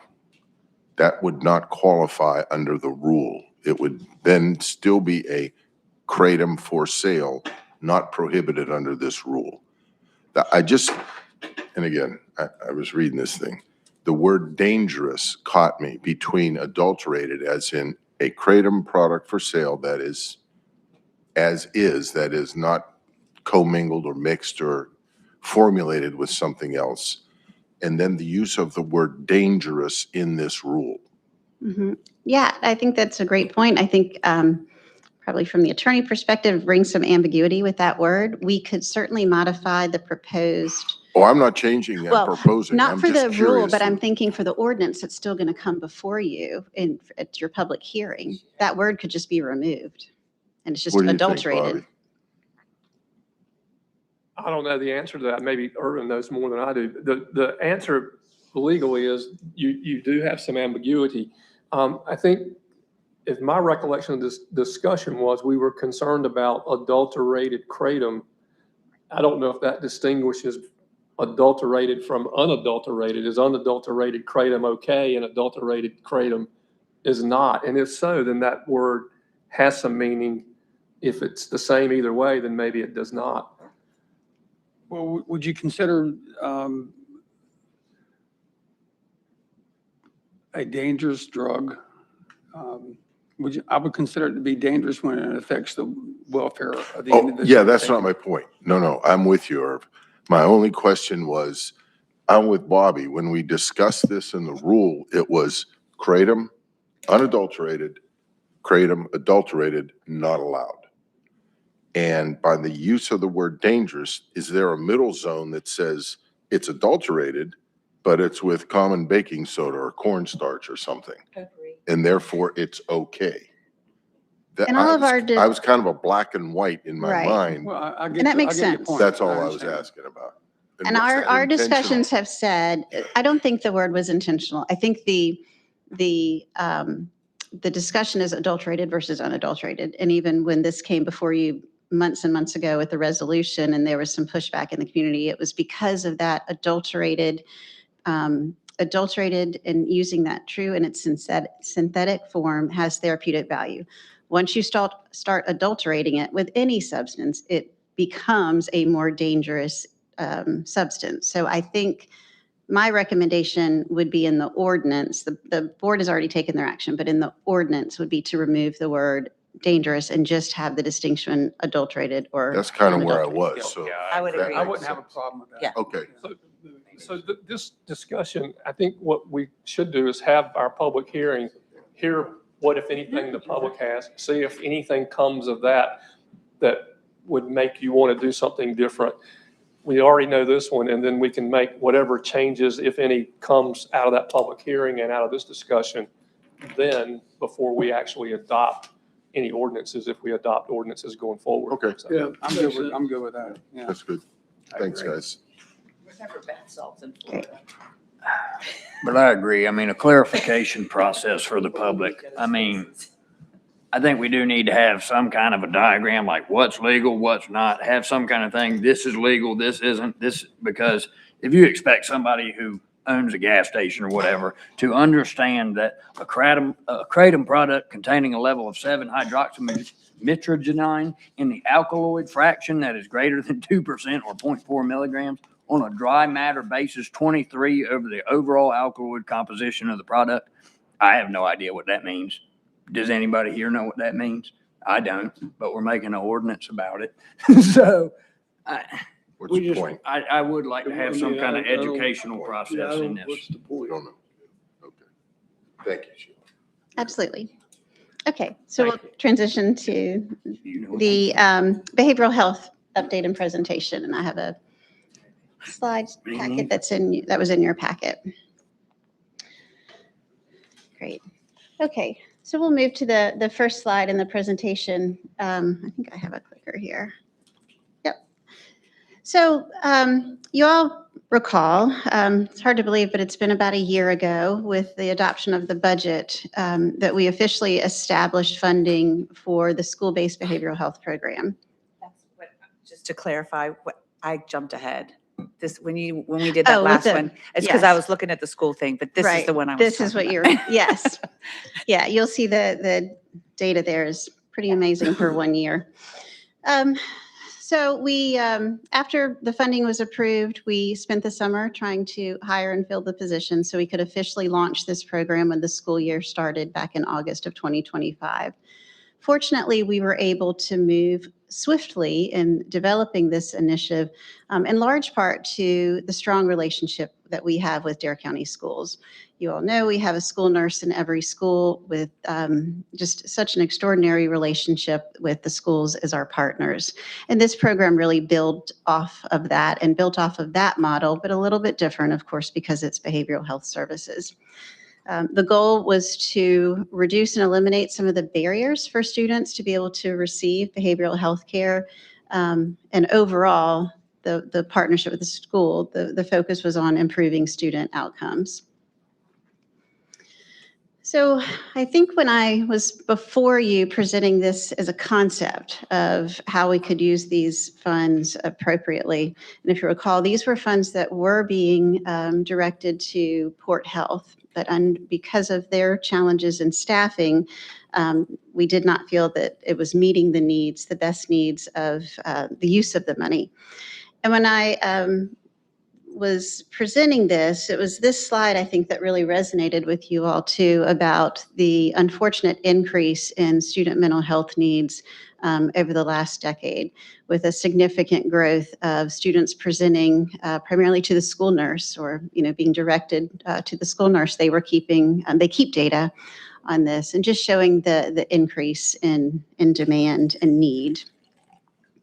So the program was designed with very specific thoughts of benefits.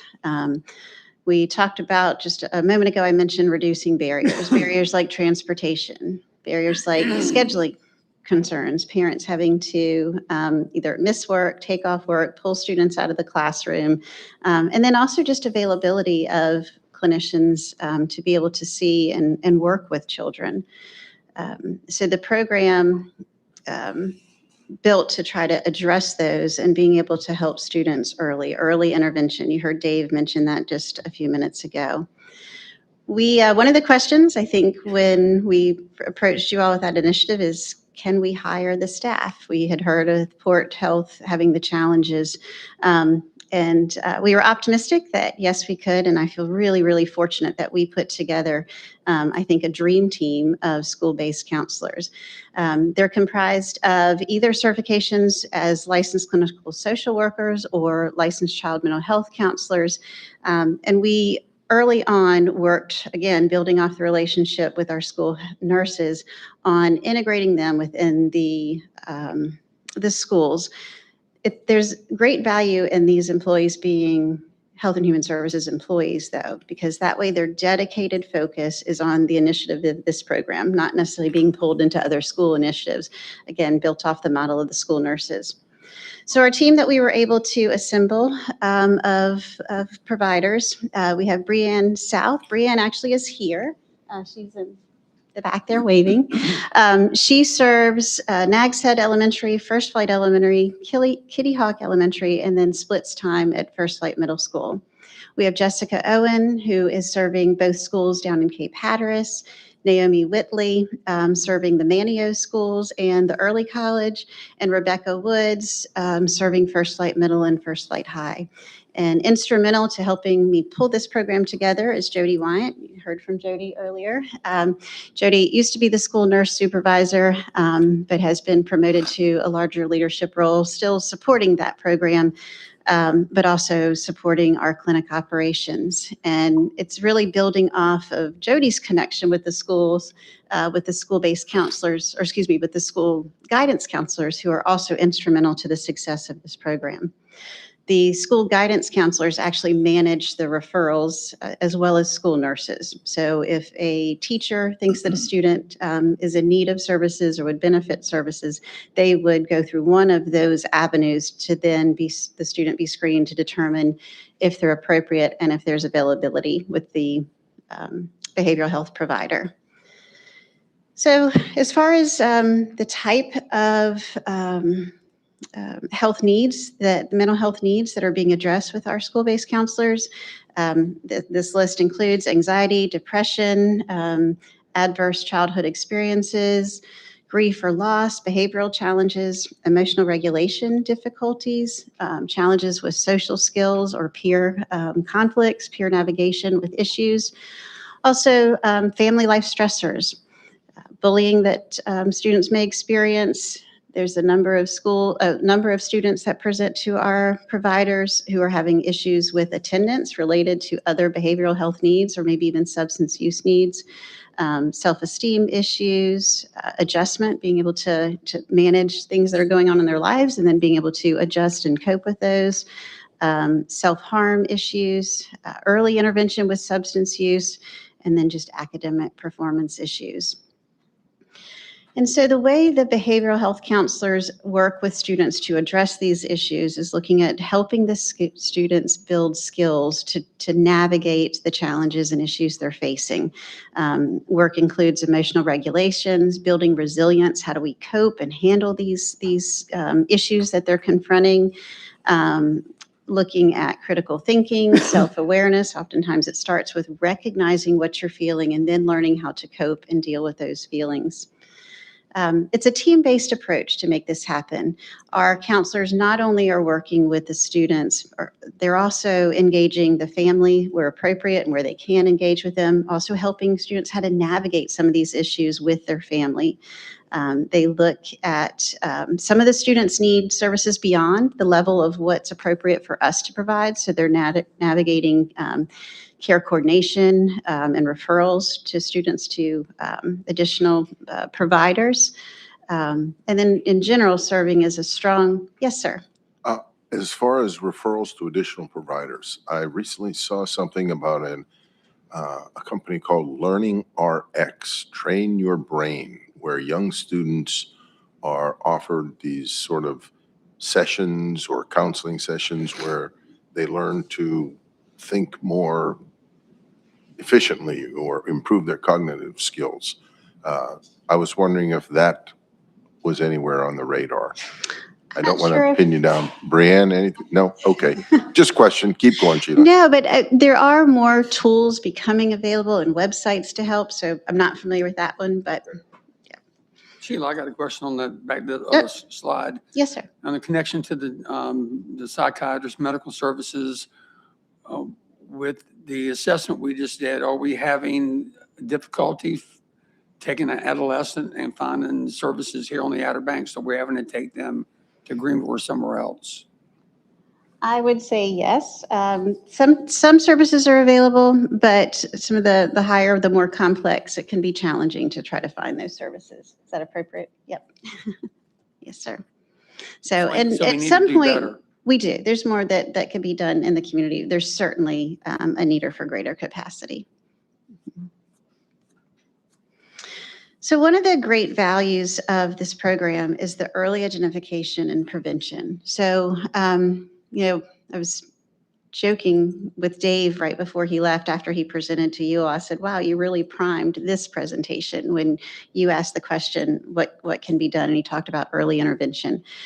And, this program and the results that we're already seeing really speaks to that by trying to engage early, invest early in the children. The goal is that they will learn to cope and deal and have strategies to effectively navigate the symptoms and the issues they're facing so it doesn't manifest into much larger issues as they grow up. I think this is going to be a pretty fascinating, we're in my PhD academic hat, a pretty fascinating study in a few years to see the outcomes and track that. And as these young people who are getting these services in elementary school and middle school, hopefully we'll see we can move the needle with the mental health situation. But by also giving them the coping strategies and teaching them how to recognize and navigate, it helps prevent them from heading into crisis mode. So they may be battling anxiety, they may be battling low-level depression, behavior issues, but learning behavior modification and recognition to prevent crisis. By having these services available in the school, there's definitely a positive reduction in stigma. They're integrated into the school environment. The providers that are in the schools are recognizable, like the school nurses and students. By going to them, they don't necessarily feel isolated going to services. There's a positive culture of wellness. We've also heard today that more and more people are talking about mental health and substance abuse issues, so it's not as taboo. There's still great work to be done, but there's work in the community that's happening. I think of the Breaking Through Task Force and the work that they've been doing over the past few years with really focusing on reducing stigma, that it is okay to reach out for help, just like you need to reach out to help with your physical conditions.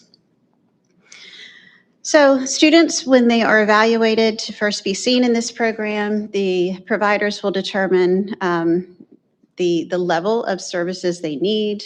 Some students come once a week, maybe twice a week, some come once a month, some start off with a more frequent cadence of visits and then can space that out as they are doing better. And so the program works in close communication with the school guidance counselors for that coordination. So I'm thrilled with some of the results that we've been able to document this year. I actually had this presentation prepared in April. So the number of visits by the end of April, the 4 clinicians or 4 providers that I mentioned had provided 1,489 sessions with students. Actually updated to reflect the end of May, that was 1,684. So roughly for this school year, there were just under 1,700 visits for students between these 4 providers. The average caseload on a monthly basis, 42 in the elementary, so on a given month, 42 students being seen, multiple visits, but 22 caseload in the middle school and 20 at the high school.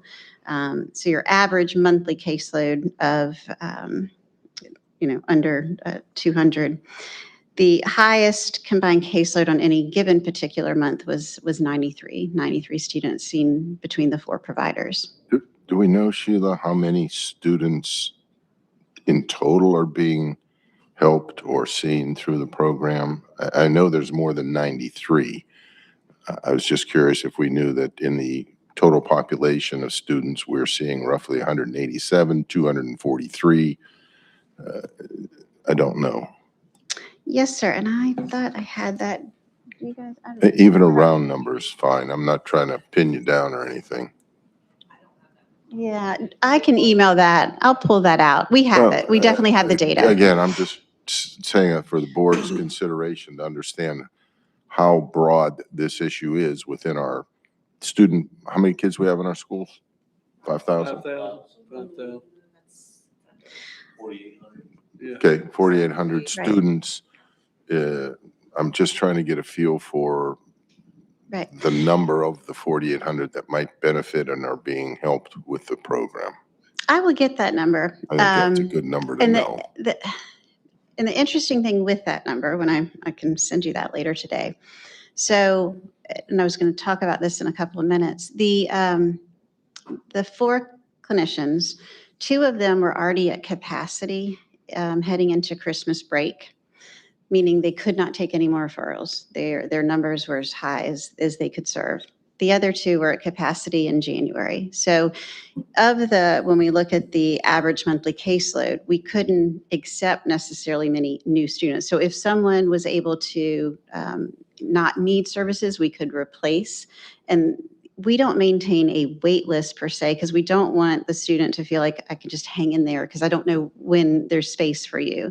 So if we weren't able to see them, then we would be working with trying to find out who could see them so they weren't just waiting.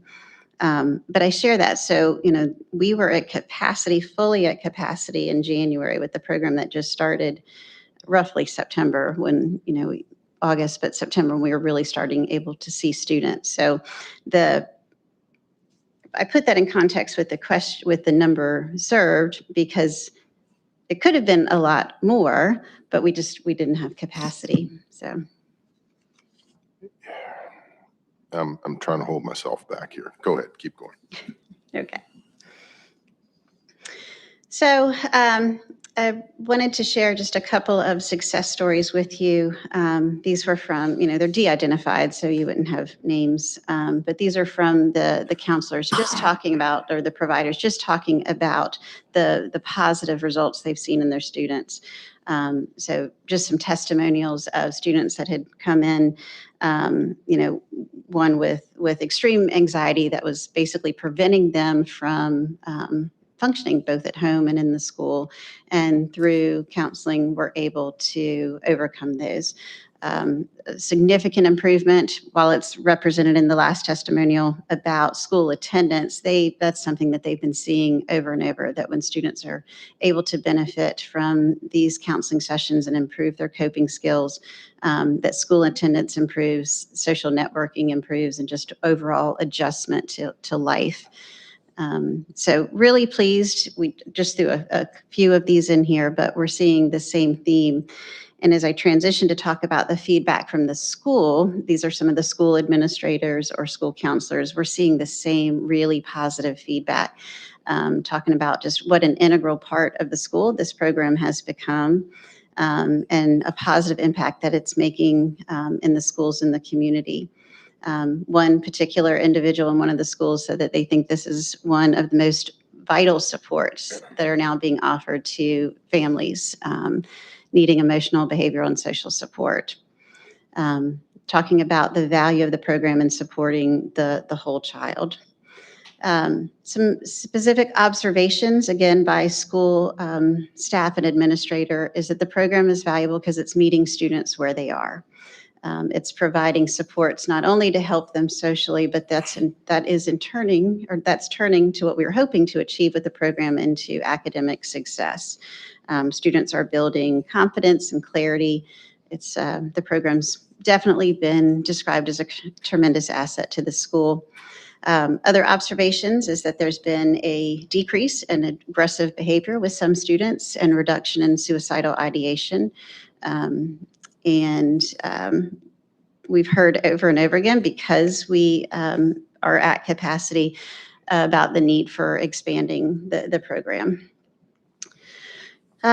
Which, when Jody was up here presenting the 10-year service pin to Angie Grant, she was talking about what an extraordinary job Angie has been doing in the billing department. And she really has. We were billing for some behavioral health services. You may recall a few years ago, we were able to employ 2 providers in the health clinic, in the health department, to see patients of social services and public health who needed substance abuse, needed mental health, behavioral health treatment. And those 2 individuals have been doing an amazing job. And so we were already doing billing, and Angie was learning billing, working with them. But this took it to a whole new level with doing, school-based billing.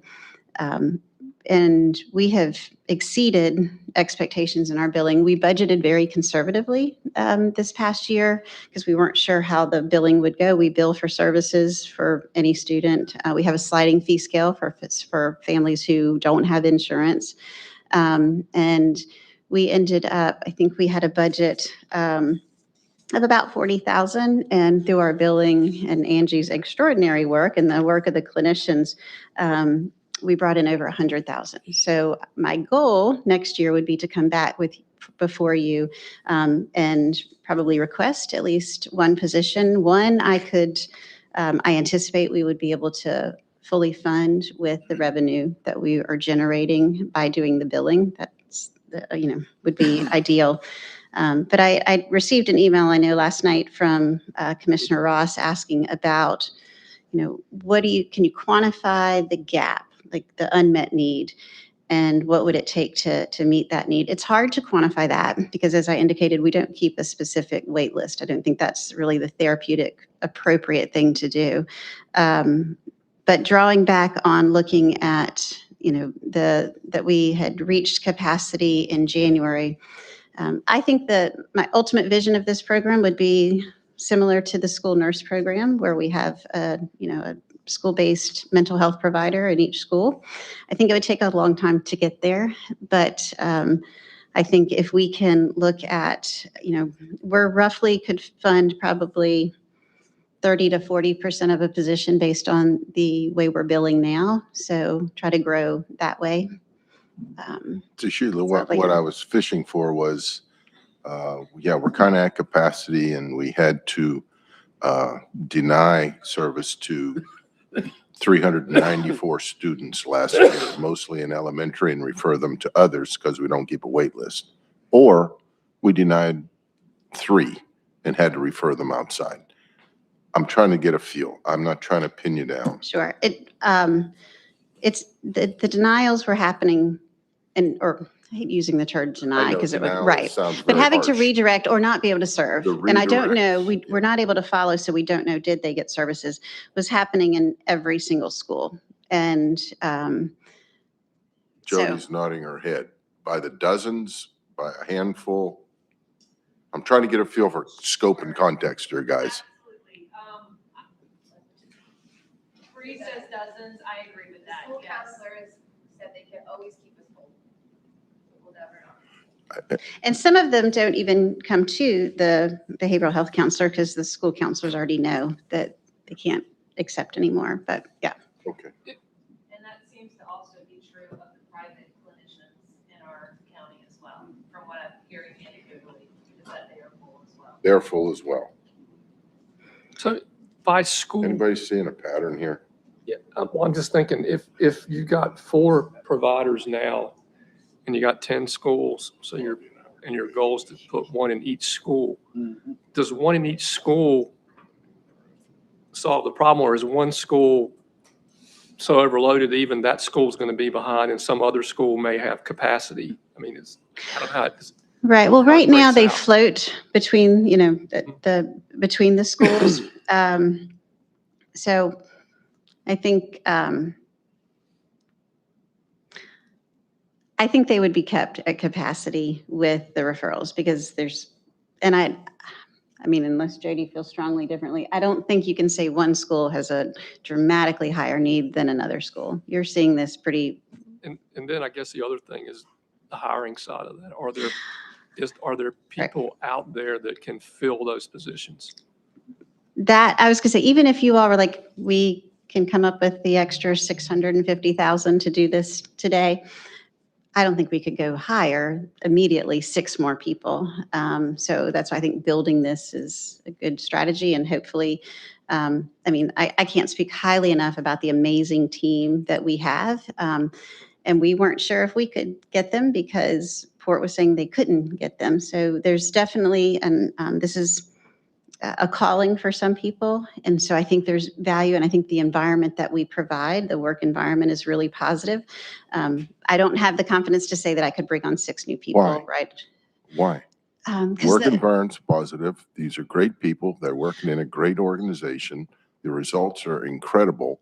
You probably don't want to hear the word, but the I housing, do. I the want to housing hear the word situation because I'm is, looking at, the housing situation, and Thank they're not you. already in our community. thank you.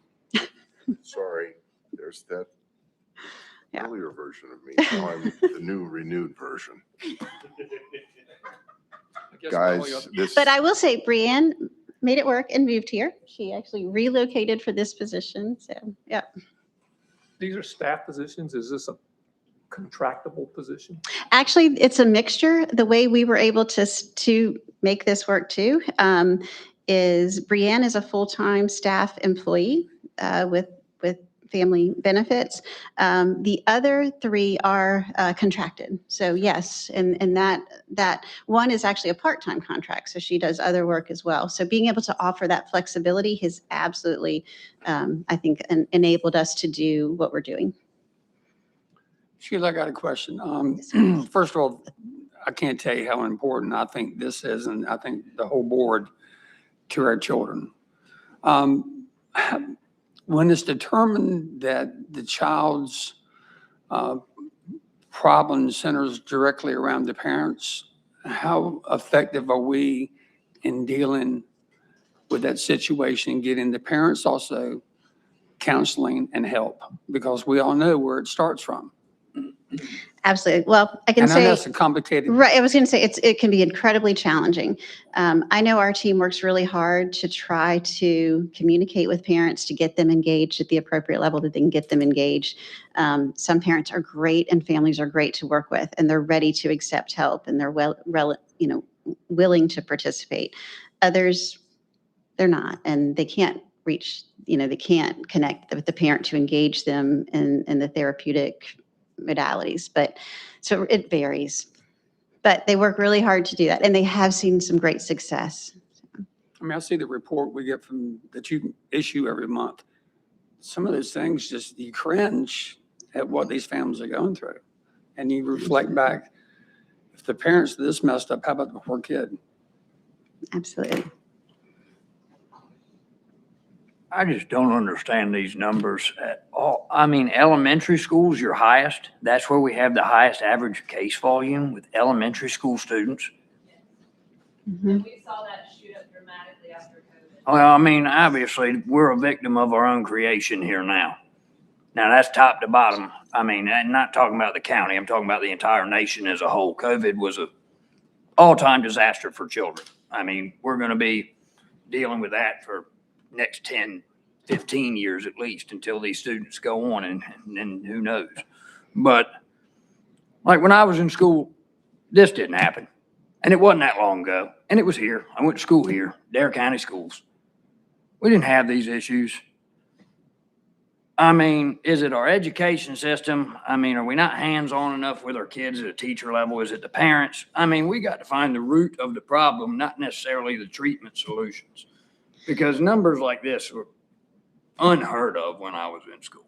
So what changed? And a couple of things, and we're not unique. This is not unique to Dare County. I think what's unique is our aggressiveness and desire to make a positive impact and change, and the commitment to do so.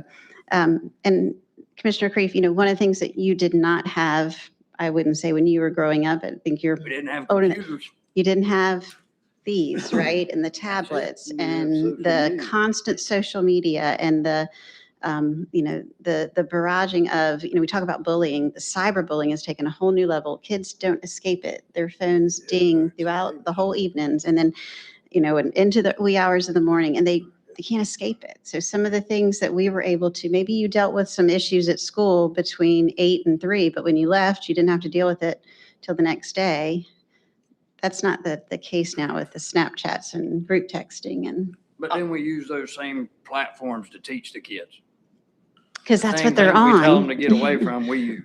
ChatGPT. I will say I'm equally surprised that the numbers were higher at the elementary school level than the high school level, because when you think about mental health and you look at the list of potential things that are being treated, that I would think that the high school age kids are the ones going through the tougher part of life with the more social, social media related things that are because they are. And then you're going to have I would think the older kids would be the ones that would have the electronic devices on them all the time with that stimulus of the constant ding or the need for acceptance or check my likes or, reposts or whatever. I would think that would be something that would affect the older kids more than the younger kids to see the elementary school. But then I also see the flip side of it. That whole generation that's coming through the elementary school now that is going to have this available to them, I think is going to open them up to be more likely to seek out treatment for things that they need as they grow. So I think that's a great thing that we're getting on the ground, so to speak, the ground level now and working through with the next generation that's coming through the schools. But I also thought it would be more high school kids seeking treatment or needing treatment than elementary.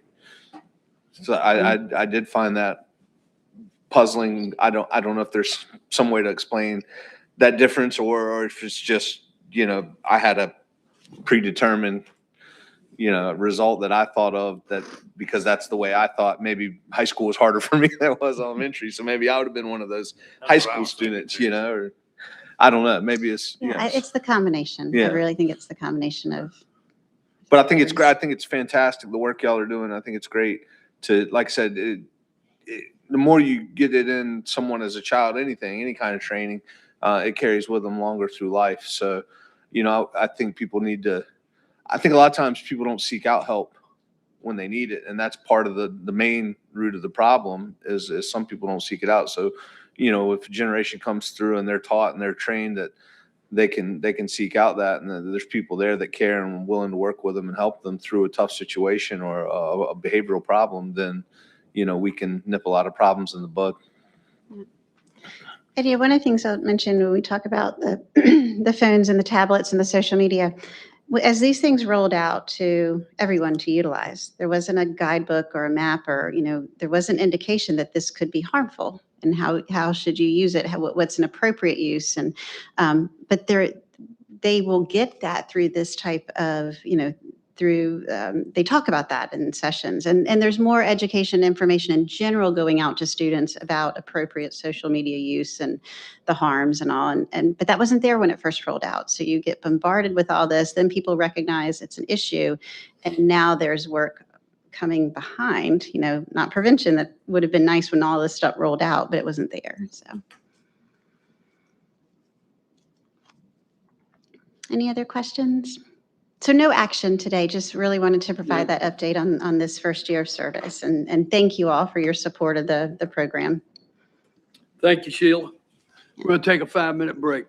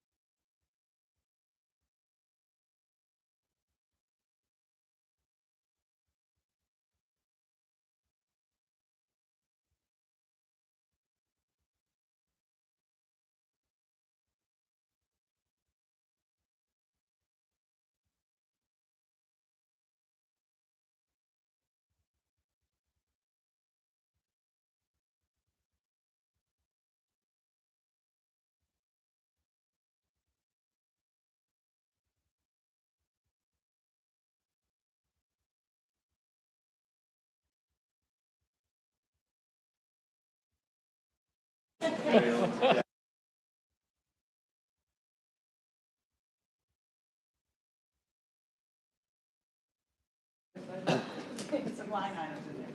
afford your clothes.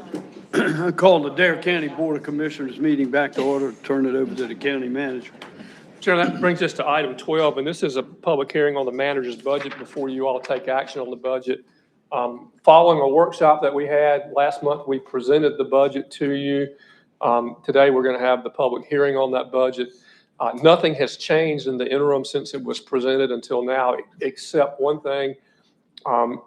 In the water rate, we have a normally scheduled rate increase, and in the budget, we had added an additional increase to that to cover something.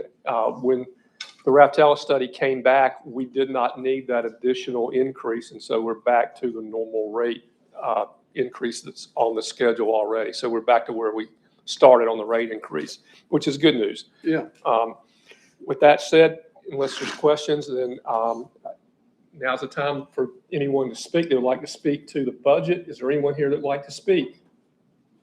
Seeing none, is there anybody in Buxton that'd like to speak to the budget? No comment from Buxton. With that, Mr. Chairman, we would close the public hearing, and now it's before you.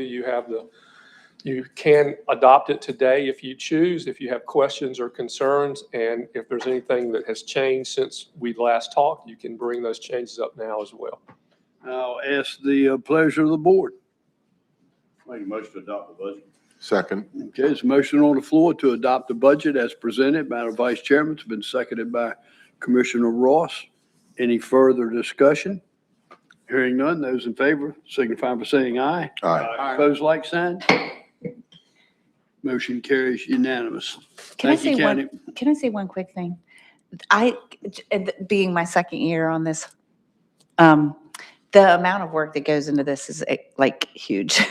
And so I just want to say thank you for your time and for the veteran commissioners that have helped me understand this whole process thing. Thank you guys for being the eyes and ears for us newbies here trying to figure this out, because it's different. It's a lot. Thank you. Thank you, Commissioner. County Manager. All right, item 13, Mr. Chairman, we're in the midst of our beach nourishment starting down in Avon and then to move to Buxton, and Dustin's here to give you an update on that.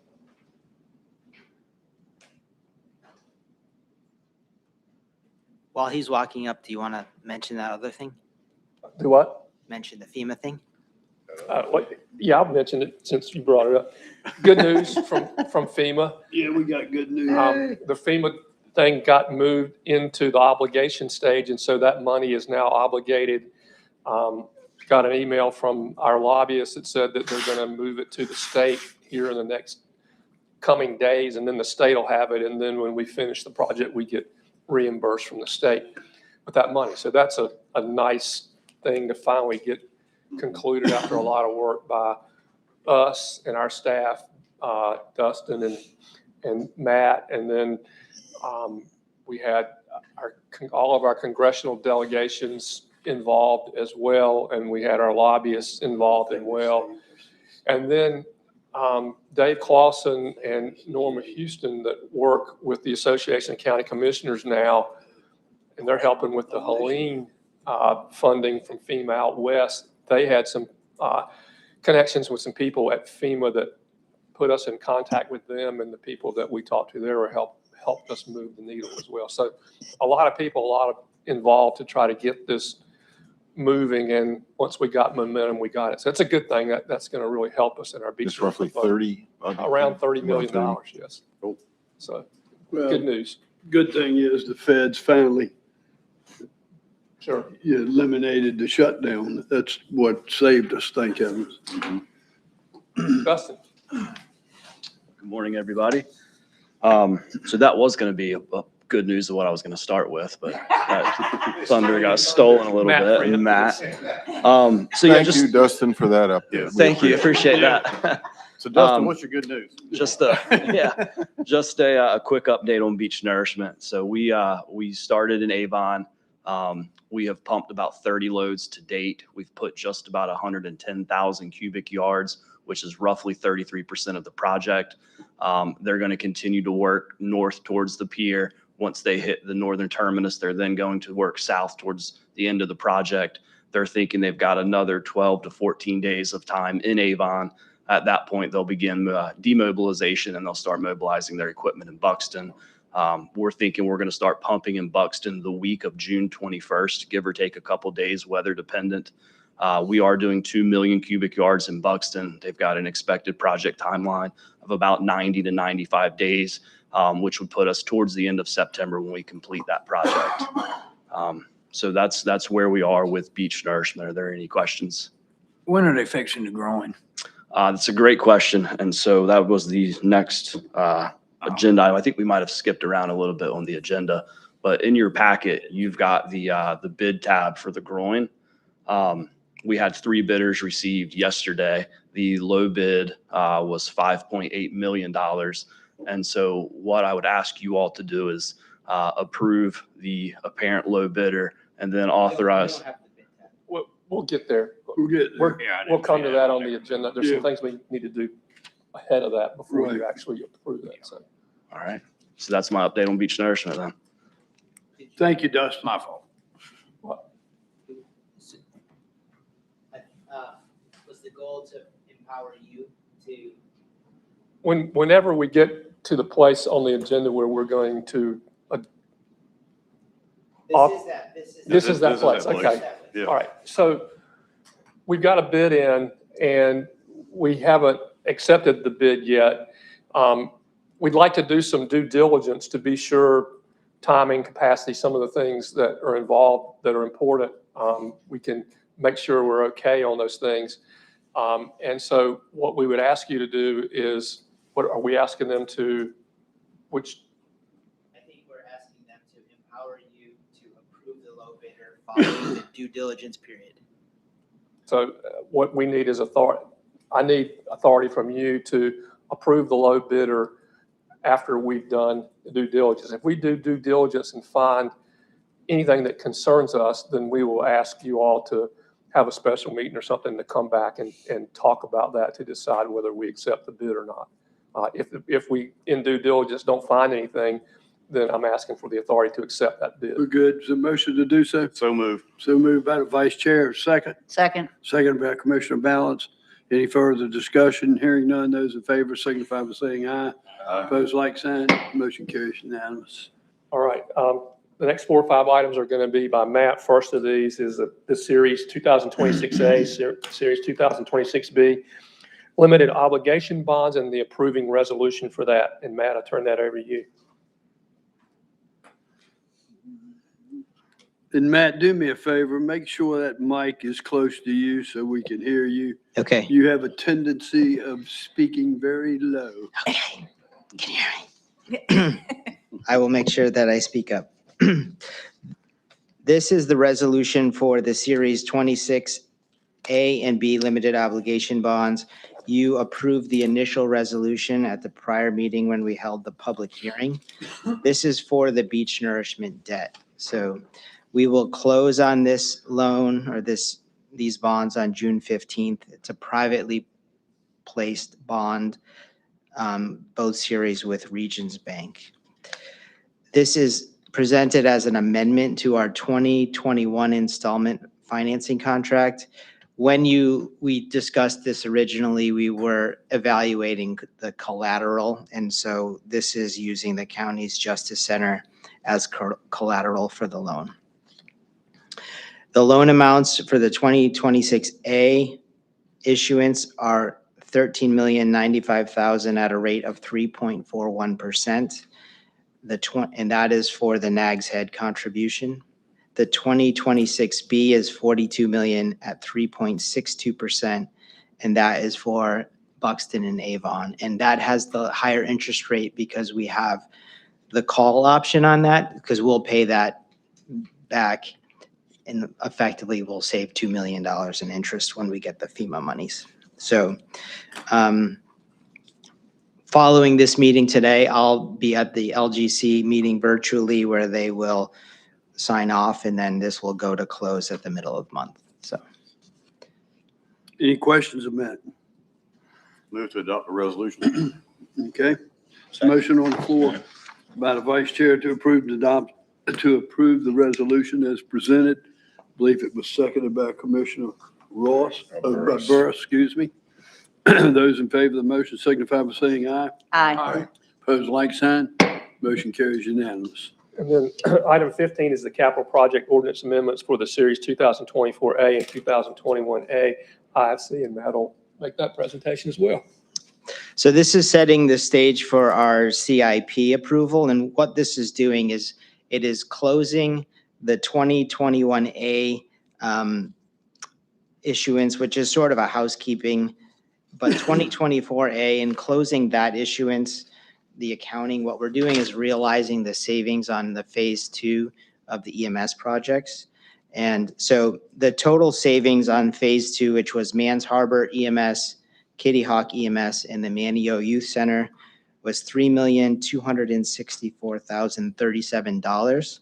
We had additional savings in our cost of issuance, and we earned income on that borrowing to total $3,578,180.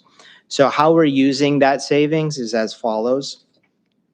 We had paid for part of the Nags Head EMS land in a previous ordinance, and we had intended to borrow for the remainder, but we're actually going to use this savings for the remainder of the Nags Head EMS land. We are going to reimburse ourselves for the Rodanthe EMS land, which we use fund balance to purchase at $2,105,071. And then the balance is $396,478. And that's applied to effectively the Nags Head EMS, which we're going to present to you later. So the motion is to approve these two capital project ordinances. The first closing out the 2021, the second closing out the 2024A series. And what it's effectively doing is allowing us to take that savings and apply it to the projects we're going to present to you in a later agenda item. So moved. Second. That's right.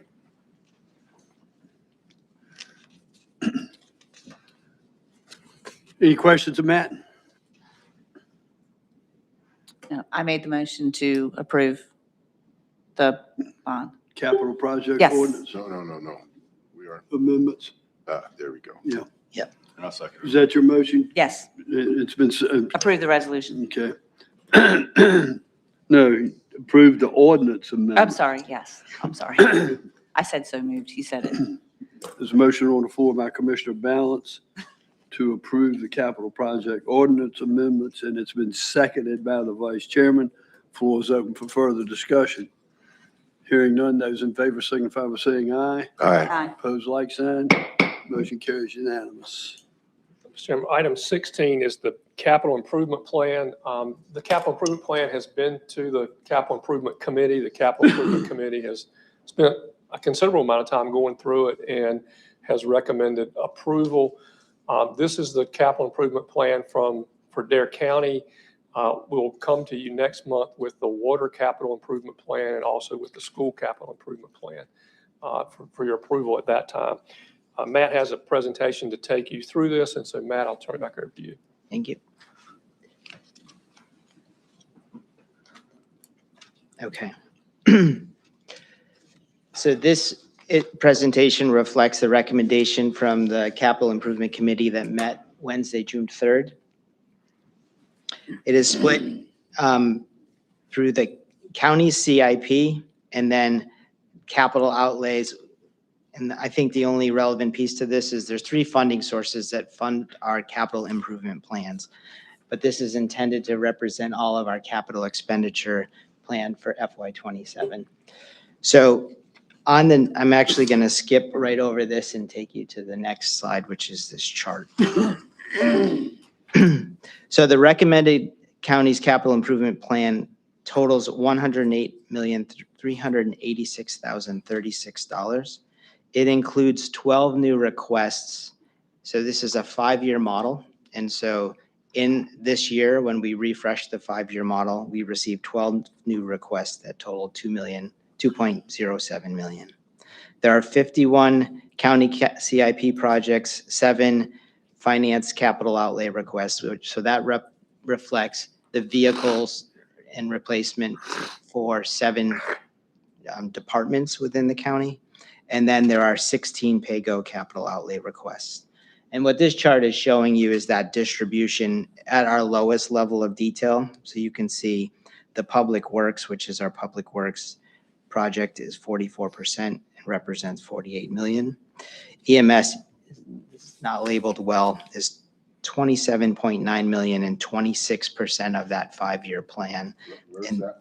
I'm sorry. Where's that one? It's- Is that the blue color at the 2 o'clock point on the? Exactly. That's, Okay. Its label looks to be cut off. So the, Okay, thank you. and that's primarily the 2 EMS stations. Next to that, the gray slice is our EMS medical helicopter, and that primarily is the engine replacement, which is scheduled within the 5-year period. So this slide is showing you that at a detail level. And then the next slide is rolling up to the, we'll say, summary level. So you can see public works is 64% of our total. EMS is 29%.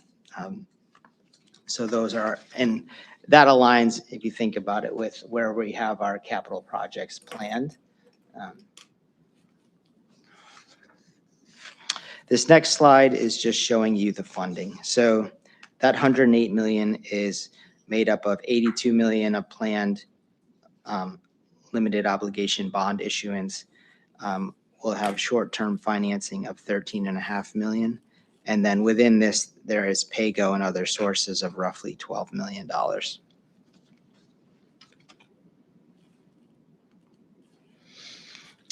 So as a refresher, the county's capital improvement plan is funded by the Capital Investment Fund in that model, which is funded by land transfer tax, which for FY27 is $6.9 million, and the general fund contribution of 9.825 million.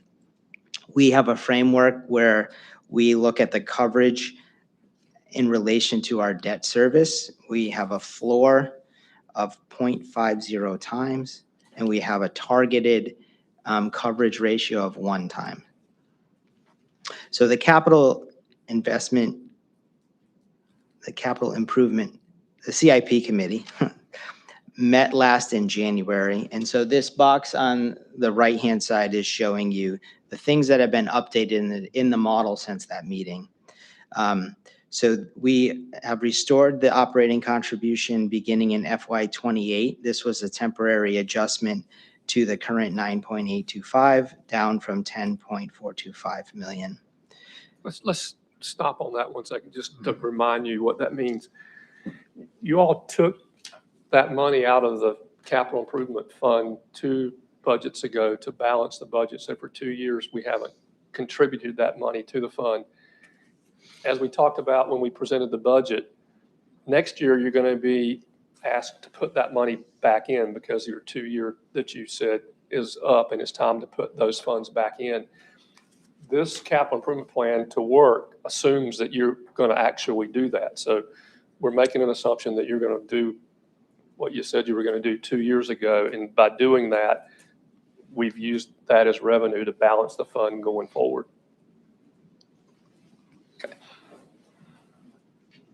Okay. So additional changes since that January approval. We update the land transfer tax projection. The land transfer tax, we'll show you the assumptions in the model, but it basically takes what we think is going to happen this year and it projects it forward using a flat percentage. So as we are anticipating coming in 325,000 under our budget, that fact that we are under budget is then compounded over the life, so it puts pressure on the fund. We're going to present to you in a later agenda item the NAG's Head EMS, but that GMP amount is reflected in the model.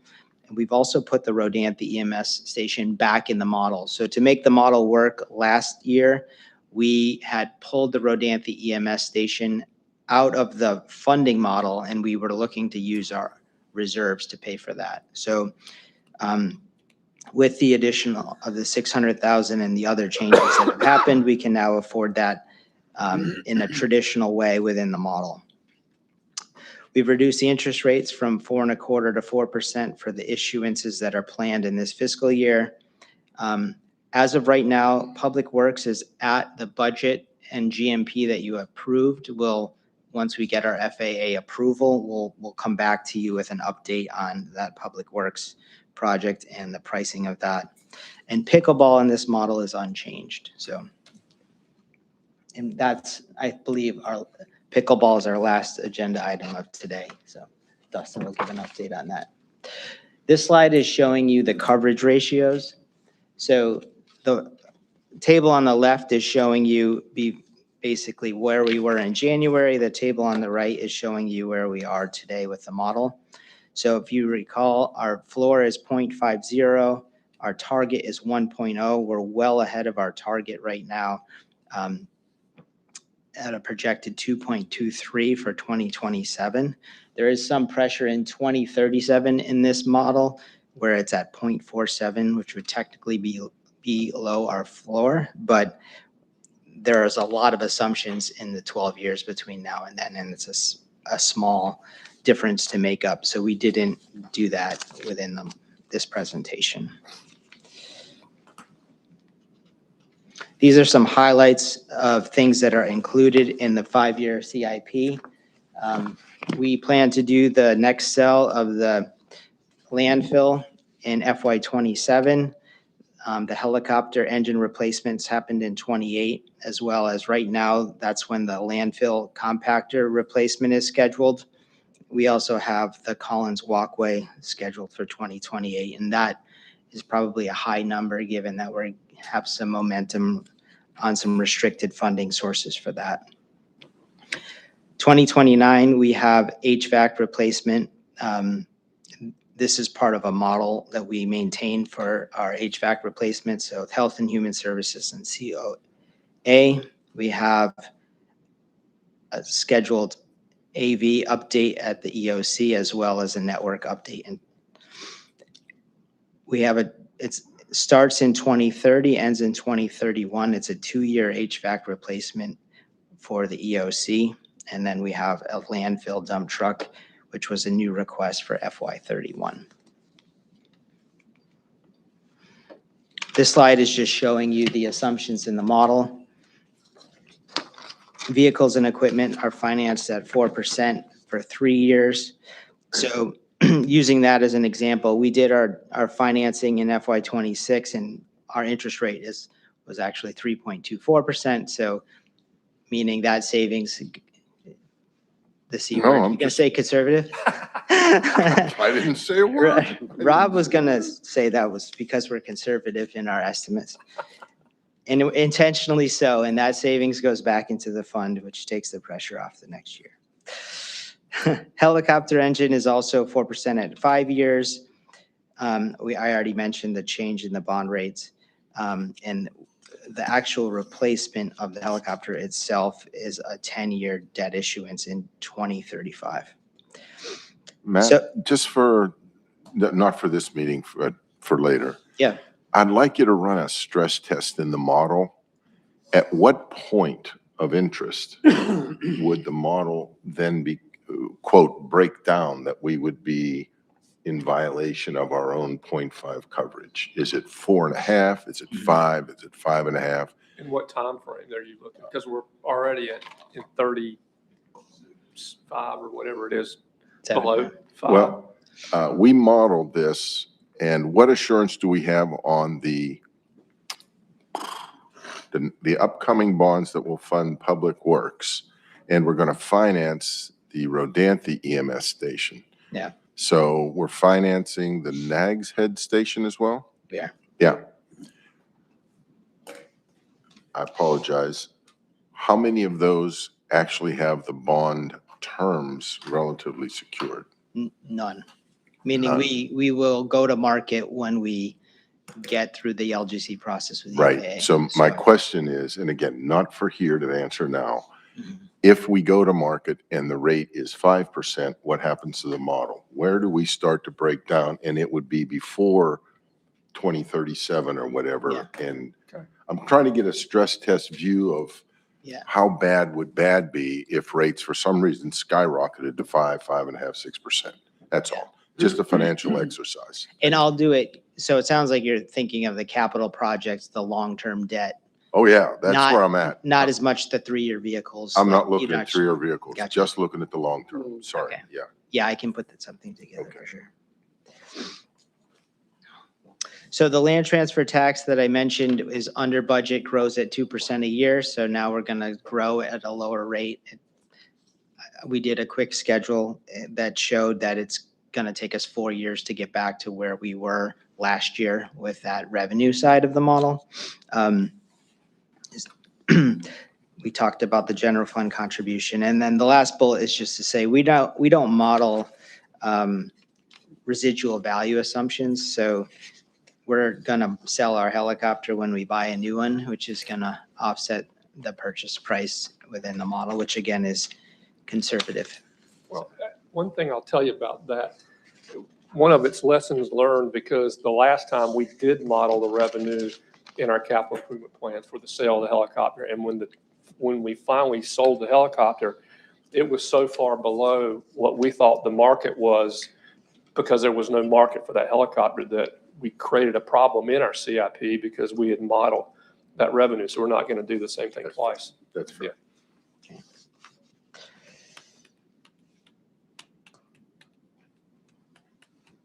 So this slide is just showing you that in the years of the CIP, we're well within our coverage ratios. And then the mechanics of the approval of the CIP. These next two slides are showing you the detail of what we just summarized. What we're going to ask you to do in your approval of the plan is to approve the budget amendments so there is a capital project ordinance which funds the projects that are in the plan. There is a budget amendment, which is taking the money from the capital investment fund and putting it in the fund where those projects are funded. And then there is a second capital project ordinance, which is the closeout of 2025 CIP projects. So your vote will include those two capital project ordinances in the one budget amendment. So I can stop there and take questions. Is that it? That's it. All right, let's go back to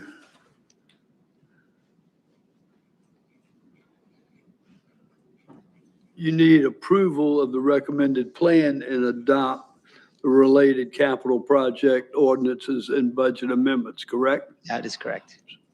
Pleasure of the board. So moved. So moved by the vice chair. Second? Second. Seconded by Sorry. Commissioner Ross and Burris. Any further discussion?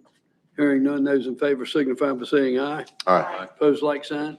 Motion carries unanimous. Chairman, in an abundance of caution, we approved the budget a moment ago, but I think we probably need to go back and make a motion to approve the budget ordinance and get a separate vote on the ordinance as well. Isn't that what we just did? That's a capital. Oh, you going back? I'm going Okay. back to the budget. We didn't specifically include the budget ordinance. I in the got motion. you. I got you. All right, fair enough. Is there a motion to do so? So moved. There's a motion by Commissioner Bateman to do so. Is there a second? Second. Second by the vice chair. Further discussion. Hearing none, those in favor signify by saying aye. Aye. Aye. Opposed, like sign. Motion carries unanimous. All right, that brings us to item 17, and that's the Nags Head EMS Series 2026C Capital Project Ordinance Amendment and Guarantee Minimum Price Contract. Matt? Great. So the first thing we're going to do is the capital project ordinance amendment, which will then allow Dustin to present the GMP for you to approve. So the GMP that he will present is $10,692,212. That is part of a project total of $13,184,317. with an estimated cost of issuance of $287,726 for a total of $13,472,043. In a previous capital project ordinance, you have already approved the architect and other service fees as well as the pre-construction fee. So this capital project ordinance is just budgeting the other lines to get to that project total. And the funding of that is the $396,000 that we just saved from the previous phase. And then the balance is going to be the debt issuance that we'll do for that project. So I'll ask that you approve that capital project ordinance. So moved. Okay, there's a motion on the floor to do so by the vice chair. Is there a second? Second. Seconded by Commissioner Burris. Further discussion? Hearing none, those in favor signify by saying aye. Aye. Opposed, like sign. Motion carries unanimous. And then Don't we need to approve the NAG's Head EMS contract Dustin's going to do that. with Barnhill Tag team. and ask the county manager to assign the contract? Yes, sir. So as Matt had just presented, you've got a GMP contract from Barnhill in front of you. And I would ask that you all approve the contract and then authorize the county manager to sign that contract. All right, do we have a motion to do so? Motion to approve. Vice Chair, motion, second. Second. Commissioner Balance, further discussion. Hearing none, those in favor signify by saying aye. Aye. Opposed, like sign. Motion carries unanimous. All right, and then Matt's last item is item 18, and that's some budget amendments for fiscal year 26. So what this budget amendment is doing is two things. One, it is moving one-time purchases that were requested through the 27 budget process to 26.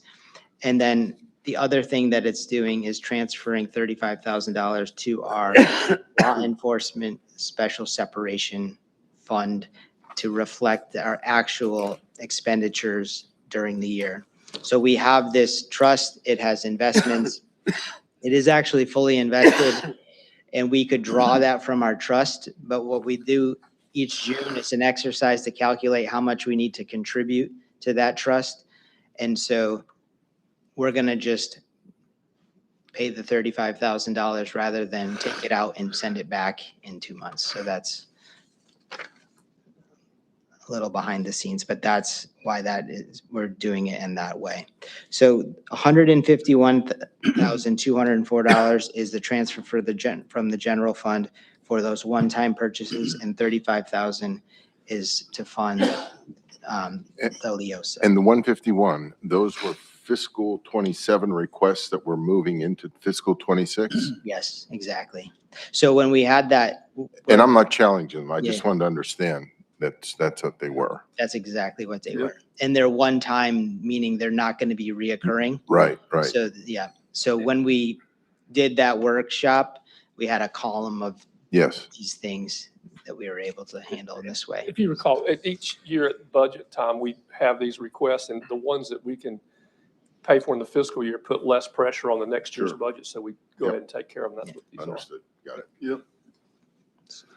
So we'll ask that you approve the budget amendments. Motion to approve the budget amendments. Okay, it's a motion on the floor by Commissioner Balance to approve the budget amendments as presented. Is there a second? Second. Seconded by the vice chair. Any further discussion?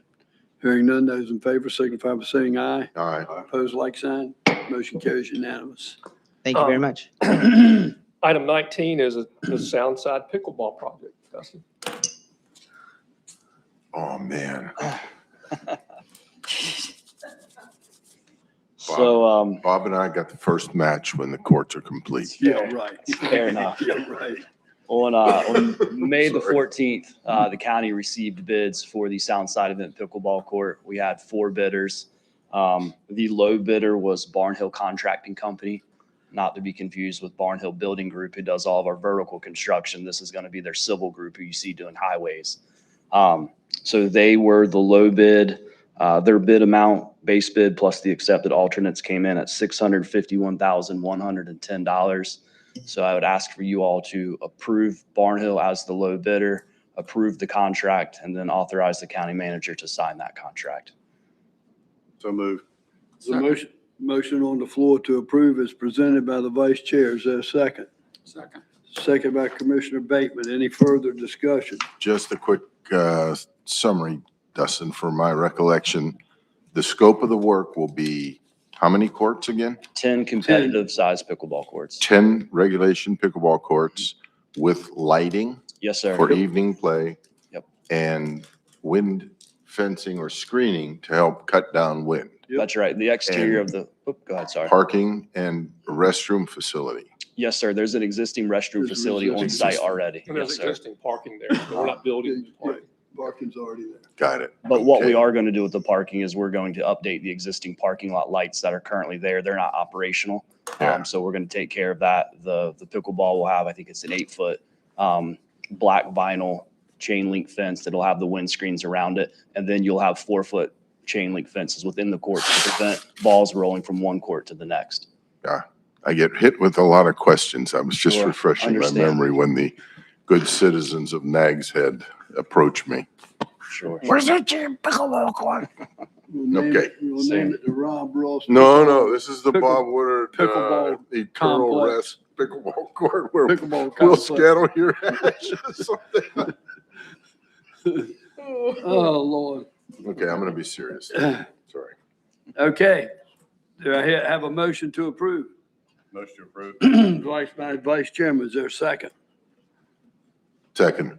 Second by Commissioner Ross. Any further discussion? Come on, Bob. Hearing any, those in favor signify by saying aye. Aye. Opposed, like sign.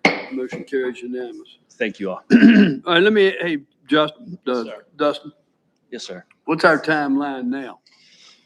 So we'll issue a notice of award to Barnhill. That'll allow them to go ahead and start procuring materials. I think we're looking to start breaking ground sometime around the end of this month, early July. That keeps We're slipping.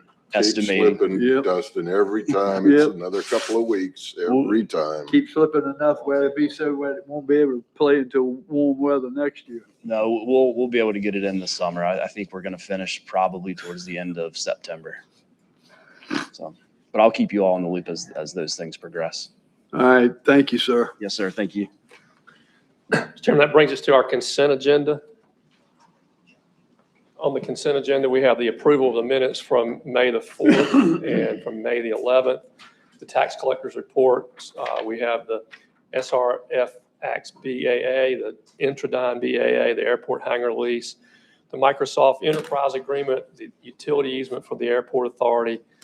We have an AT&T water tower lease for Avon, Duck, Hatteras, Collington, and Rodanthe. We have a budget amendment for the A250 committee, a budget amendment for the Bomb Center senior games, Manio Shalback Dredge Permitting Project BA, the Dare County Transportation Scheduled Software Proposal, the Avon Property Owners Association 2026 Fourth Fireworks, the Older Adult Services Advisory Council, an update to their bylaws, the budget amendment for subscription-based information technology agreements, Health and Human Services, Social Services Division's memorandum of understanding between NC Department of Health and Human Services and Dare County, the DHHS Public Health 2027 budget transfer to purchase ADA required exam tables and other equipment. Motion to approve consent agenda. Okay, there's a motion on the floor by the vice chair to approve the consent agenda as presented. Is there a second? Second. Second by Commissioner Bateman. Further discussion? Hearing none, those in favor signify by saying aye. Aye. Opposed, like sign. Motion carries unanimous. Next are your board appointments. The Pheasant Center Advisory Board, Commissioner Mary Ellen Balance, Jennifer Cromwell, James Kenner, Wendy Munden, and Marcy Shoemaker all have terms expiring this month, and they all wish to be reappointed. In addition, Forrest Paddock has resigned from the advisory board, and the advisory board will meet in June to make a recommendation for that vacancy. Pleasure of the board. Motion to reappoint. Motion on the floor by Commissioner Creef to reappoint. Second? I second. Seconded by Commissioner Bateman. Further discussion? Hearing none, those in favor signify by saying aye. Aye. Opposed, like sign. Motion carries unanimous. Next, you have the Hatteras Community Center Advisory Board. Ron Whitaker and Laura Young both have terms expiring this month, and they both wish to be reappointed. Motion to approve. Motion to approve by Commissioner Balance, seconded by Vice Chairman. Further discussion? Hearing none, those in favor signify by saying aye. Aye. Pose like sign. Motion carries unanimous. Next is the Juvenile Crime Prevention Council. Shania Burris, Stephen Westcott, and Spencer Gregory all have terms expiring this month. All wish to be reappointed. Stephen Vanover's terms expires this month, and he is not seeking reappointment. The JPC recognizes there are multiple vacancies, and they'll come back to you at a later date with recommendations. Motion to reappoint. Motion on the floor by Vice Chairman to reappoint, seconded by Commissioner Bateman. Any further discussion? Hearing none, those in favor signify by saying aye. Aye. Pose like sign. Motion carries unanimous. Next is the Mans Harbor Community Center Advisory Board. Bonnie Sawyer and Clyde Guard both have terms expiring this month, and both wish to be reappointed. Motion to reappoint. Motion to approve, reappoint. Second. Commissioner Bateman, seconded by Commissioner Balance. Further discussion? Hearing none, those in favor signify by saying aye. Aye. Pose like sign. Motion carries unanimous. Next is the Roanoke Island Community Center Advisory Board. Lynette Ford and Daniel Selby both have terms expiring this month, and they both wish to be reappointed. Motion to reappoint. Motion on the floor by Commissioner Balance, Second. seconded by the Vice Chair. Any further discussion? Hearing none, those in favor signify by saying aye. Aye. Like sign. Motion carries unanimous. Next is the Transportation Advisory Board. Alex Chandler, Chuck Lysette, Nessie Seiler all have terms expiring this month, and all wish to be reappointed. Motion to reappoint. Motion on the floor by the Vice Chair, seconded by Second. Commissioner Balance. Any further discussion? Hearing none, those in favor signify by saying aye. Aye. Opposed sign. Motion carries unanimous. Next is the Waterways Commission. Ernie Foster, Natalie Kavanaugh, Steve Coulter, and Carson Creef have terms expiring this month, and all wish to be reappointed. I'd like to make a motion to appoint Ernie Foster, Natalie Kavanaugh, and Steve Coulter, and also to appoint Mary Ellen Balance. There's a motion on the floor by the Vice Chair. Is there a second? I'll second the motion. Further discussion? Hearing none, those in favor of the motion signify by saying aye. Aye. Opposed, like sign. Motion carries unanimous. Your upcoming board and committee appointments. In July, the Airport Authority has one term. The Game and Wildlife Commission has 4 terms. The Wanchese Community Center Advisory Board has 2 terms. In August, the ABC Board has 2 terms, and the Virginia Tillett Community Center has 4 terms. And in September, the Health and Human Services Advisory Board has 4 terms, and the Transportation Advisory Board has 1 term. And that would be your agenda, Mr. Chairman. Thank you, County Manager. That brings us to item 22. Commissioner's business and manager attorney business. Does the manager or attorney have any additional business for us today? You all got an email and have heard about the occupancy tax bill. I think it's Senate 484 that's up there pending. I've been in contact with, I let all the local town managers know, and I don't know what their boards are doing or what the impacts are. I've also been in contact multiple times with our lobbyists trying to track it, trying to make sure we understand what it means. What we're told is that the bill is intended to say that if you don't have special legislation that gives you authority to use the oxytransfer tax for certain purposes, then it can't be used for things that you would normally use money for the local people to do. The problem with the bill is our enabling legislation says we can use the oxy tax for sanitation, for EMS, for law enforcement, I don't know what else, a couple more things. And then we have legislation later on that says we can use it for beach nourishment. And so that's what we've been doing, and we've apportioned, we don't use it 100% for that. We use it for, like, I don't know what the percentage is, 30% of the EMS is related to tourism. So we take that amount of our EMS budget and pull it out of the oxy tax. That's how we've done it across any things that are impacted by tourism, which is the correct way to do it. The problem with the bill is that the bill seems to try to say that if you've got that kind of special legislation that you're okay, but it's so awkwardly worded that nobody really knows if it really accomplishes that or not. They send out a memo with the bills that the legislature gets, and I've got a copy of that memo, and it says what I just said, and it says that's the intention of the bill. Again, the bill's not well-written as a lawyer. I could make an argument that, yes, in fact, that's exactly what it does. But if you put me on the other side, it's ambiguous enough. I could say, no, it doesn't. It means this. And so what we're trying to do is get some clarity from the legislature to be sure that we're okay. We keep being told we're fine, we're fine, we're fine. When I contacted the Association of County Commissioners, they said, you're fine, you're fine, you're fine. But again, it's so inartfully drafted that I'm not certain about it. So we'll see where that goes. Again, our lobbyists are working on it, and I'm making you aware we're doing the things that we need to do to make sure we're covered there. Were it to work out where we're not covered by it, that would be some significant impacts to both our budget and our beach nourishment projects, and would be problematic. So be aware. Let's see. I'm going to need to have a closed session at the appropriate time. Okay, will do. All right, let's go to our Public Information Officer, Ms. Hester. Do you have anything for us? I have 2 items. I just wanted to let you all know that Caitlin and myself have been meeting with Sheila and Spencer and a couple of members of the Parks and Rec Advisory Committee to talk about the information that we'll share with the public about the sales tax referendum. And it's in the web page is right now being reviewed by everyone. And Bobby, you should have it as well to take a look at. And then hopefully in August, they'll make a presentation. Caitlin and Spencer can make a presentation to show you what we plan to share, since that'll be coming up. I think people will start paying attention in the fall. So Right. I wanted to mention that. And then I need your approval. We have T-shirts left over from the A250 event.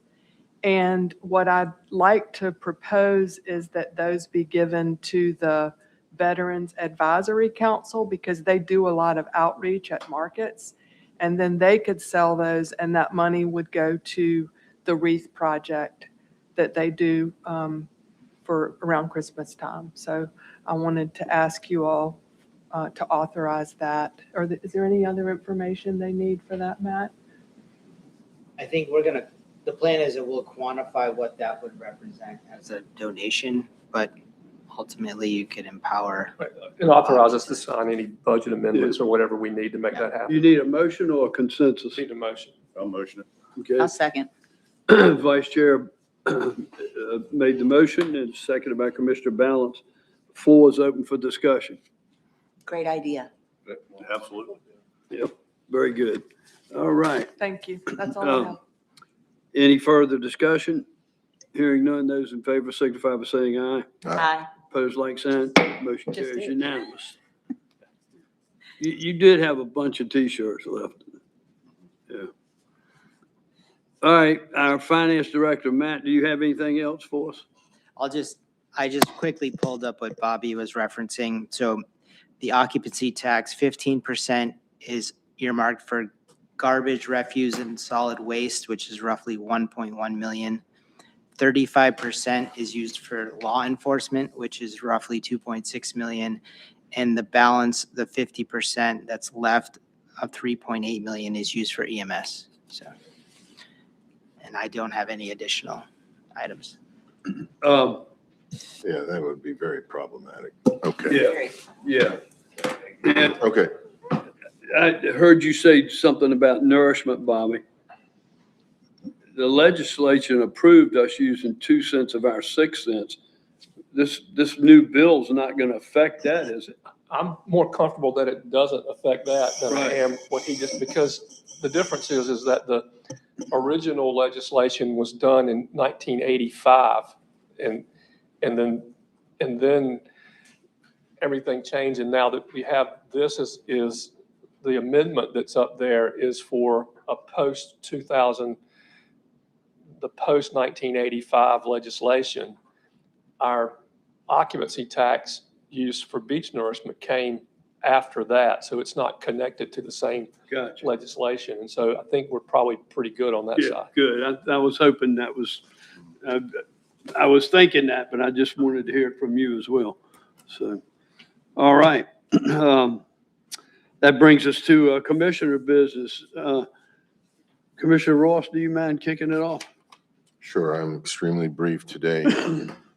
2 points. Last weekend, the Links ladies of Nags Head Golf Links held their annual Drive for the Cure charity golf tournament, which funds cancer and charitable issues with cancer victims here in Dare County, and have historically raised between, I'm looking at Susan, 40, 50. Susan was a participating golfer in that, to which we will not go any further. And roughly 40. Good gracious. 40 to 50. Well, sorry. Did I create a scene? I did. I created a scene. Mary Helen, don't write that down, Mary Helen. Don't write that. Anyway, 40 to 50,000. Let me ask you something. Yes, sir. I'd hit him with a golf ball. Was this a single person score, or was it a Team score? 4-person team event. So Yeah. you speaking specifically about her team? Her team, yes, Yeah. not her specifically. No, no. I would never. There's a reason he's our I chair. don't think that's good enough, but anyway. It's going to work on that. Anyway, it was a great tournament. They raised a lot of money for cancer assistance, especially for people dealing with the costs. And anyway, it's a great tournament. And number 2, on a sad note, a dear friend, a member of our community, Miss Maddie Lawson's dealing with a pretty serious health issue. And I just want to offer our thoughts and prayers to you, Maddie, to get well. Thank you, Commissioner. Thank you. Vice Chairman.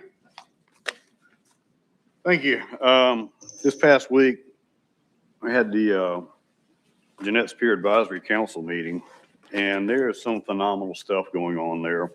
If you haven't been there in the past couple of months, I urge you to go check it out. All of the deck platform from the parking lot all the way out to the very end of the pier has been changed. It's no longer a wood platform.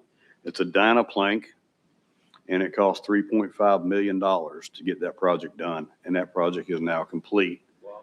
And it looks phenomenal. It really does. And also with that going on, at the end of the pier, there's a observation deck and for research and stuff on the pier itself at the very end, that clubhouse thing. CSI donated $150,000 to revamp most of that building since they use it. And it's really neat the way that they've redone that thing. And one of the things that's very unique about that building at the end, this was already done before this $150,000. I didn't realize it was there till we went and looked at it. They've actually got a winch system with a basket that they can put a diver in it and lower him to the water underneath the pier. Don't give her any ideas. And that way it doesn't affect any of the guys fishing along the pier. So he can actually go in and do what he needs to do and come back up, and nobody even knows he's been down there. That's pretty cool. They do have some very big projects coming up, test projects. A couple of them are a buoy system that fits out into the water, and with the wave action, it'll turn salt water into fresh water, into drinking water. And that's one of the things they're researching and developing in out there too. Also, there's another situation where they have wave water action doing the same kind of configuration, but actually generates electricity. So that's pretty neat because it goes up and down and the gyrations and charges. So you can be sunbathing on the beach. and get hit with a wave and turn it into fresh water, and you don't have to go to your cottage to drink water. Exactly. You just get a straw out to where that buoy is and that's Gotcha. good. Also, they're having to do the HVAC system. If you've ever been in the top floor of CSI where they had the big meeting room, sometimes it can get kind of warm in there during the summer. Heating has not really been a big issue with that room, but cooling it has been. So they have spent $2.5 million for a new HVAC system for that upper level. That's a lot of money. Yeah. A lot of people have been asking about the wind turbines that have been on the pier. The ones that are up there, they're inoperable and have been since Dorian. They have new turbines coming. The state has to approve the new turbines because these are actually brand new. I mean, brand spanking new. They've actually got to go through and make sure all the development stuff for those is correct before they can put them up. The state has to approve that. And they will put out 15 kilowatts, which will actually, with the old turbines, they could run about 20% of the pier's electrical use. With these new ones, they're projecting maybe somewhere between 30 and 50%. And that's a $220,000 project. So they have the funds for that. They just need the approval. No, it's the design of the instrument itself has to be approved by the state. So yeah, they're working on all that. And they're hoping that the turbines will be up and operational if everything goes smoothly by this fall. So that's actually pretty good, phenomenal work that's being done out there. That was about it for that. And I just want to let everybody know that, yes, we're in the summer, and yes, the tourists are down. If you haven't noticed, traffic has increased over the last few weeks. And now a lot of kids are out of school. Traffic will increase even more. Be diligent, be safe, and let's have a great summer. Thank you. Great. That's good stuff on the pier. Thank you, Vice Chair. Commissioner Bateman. Yes, sir. So I went to One Cheese Dare Day, saw Mike out there. It was a pretty good little event. A lot of participation from a lot of hometown guys there. Saw a lot of people, and good. It was a good day out there. We also went to 2 graduations. And guys, I've got to tell you from one point of view, I had 10 Sugar Creekers graduated Friday and Saturday. Wow. It was phenomenal. 4 of them. So say you were short-staffed that weekend then, right? Most definitely. I mean, it was bad, yeah. But 4 of them are legacies where the moms and dads worked for us. I had one of them who was going to North Carolina Wesleyan on a football scholarship. That's 3rd generation Sugar Creeker. Wow. We have one that graduated with an associate's degree and going as a junior at East Carolina University. Nice.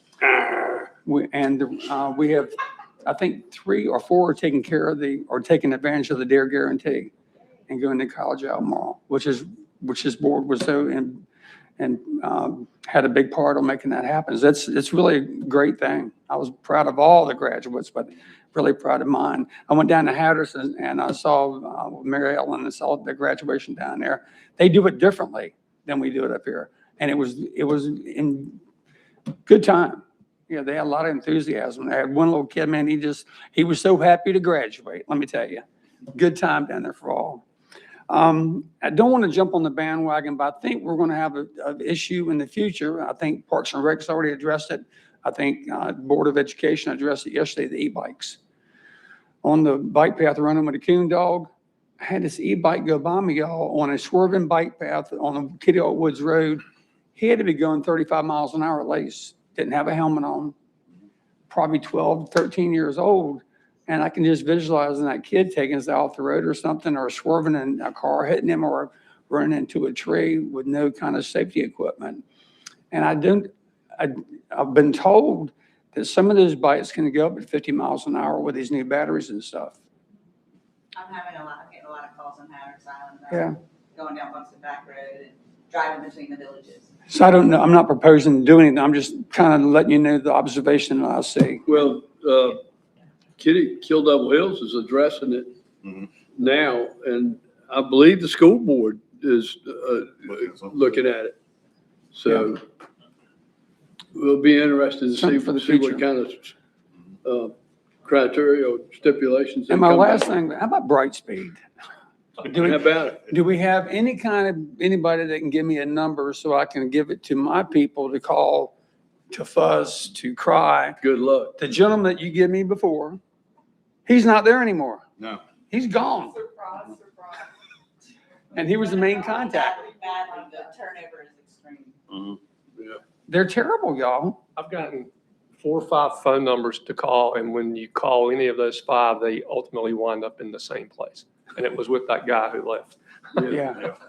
So, Which is probably why you left. Anyway, that's it. Good, thank you, Commissioner. Yes, sir. Commissioner Creef? Yeah, first off, since our last meeting, Manio Middle School won the baseball championship, back-to-back years.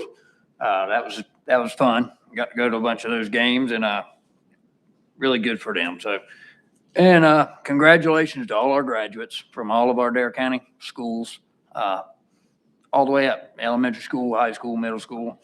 Enjoy your summer. I wish I could get some new ones. It's hard to get work these days. One of our guys from a commercial fishing store in Manio just got accepted, and this following semester is going to be attending graduate school at Harvard University. Cool. To come from a little commercial fishing store to go into Harvard is quite the jump. So we're super proud of him. And other than that, I did attend the this Rod and Custom Festival with all the cars and everything. Hopefully that event's less controversial in the future. I think it's a great event. They donate to a lot of local charities, and I saw a ton of those cars in a bunch of our small and local family-owned businesses around. So I personally think it's a great thing. Other than that, last thing I got is go Canes tonight. Let's get us a Stanley Cup back here to North Carolina. Thank you, Commissioner. Yeah, and thank you for pointing out the Rod and Custom. I want to just put some thanks out to Nags Head Town Council because there was some controversy with that, and they approved it. And I've been assured by the mayor that they're not going to have any problems in the future. So let's hope that is the case. Commissioner Burris. Yeah, I'll start by saying, what a fantastic job Michael Tillett and Richard Quidley do putting that on. And to give that amount of money back to the community is really heart moving. It's fantastic. And I know a lot of people here locally benefit from the giving. We have a great community here in Dare County, a lot of nonprofits, a lot of fundraising, and a lot of money that goes back into the community. It's something we should be proud of here as a community. It's something I'm happy to be a part of too, the little bit that I'm able to give back in a year. The day at the docks on Saturday was fantastic. It was a nice day, good weather down there in Wanchese. We had, light breeze, keeping it just cool enough for everybody to enjoy walking around and seeing what all the vendors had out. Had a good crowd, good turnout, and I think they'll probably look forward to doing it again.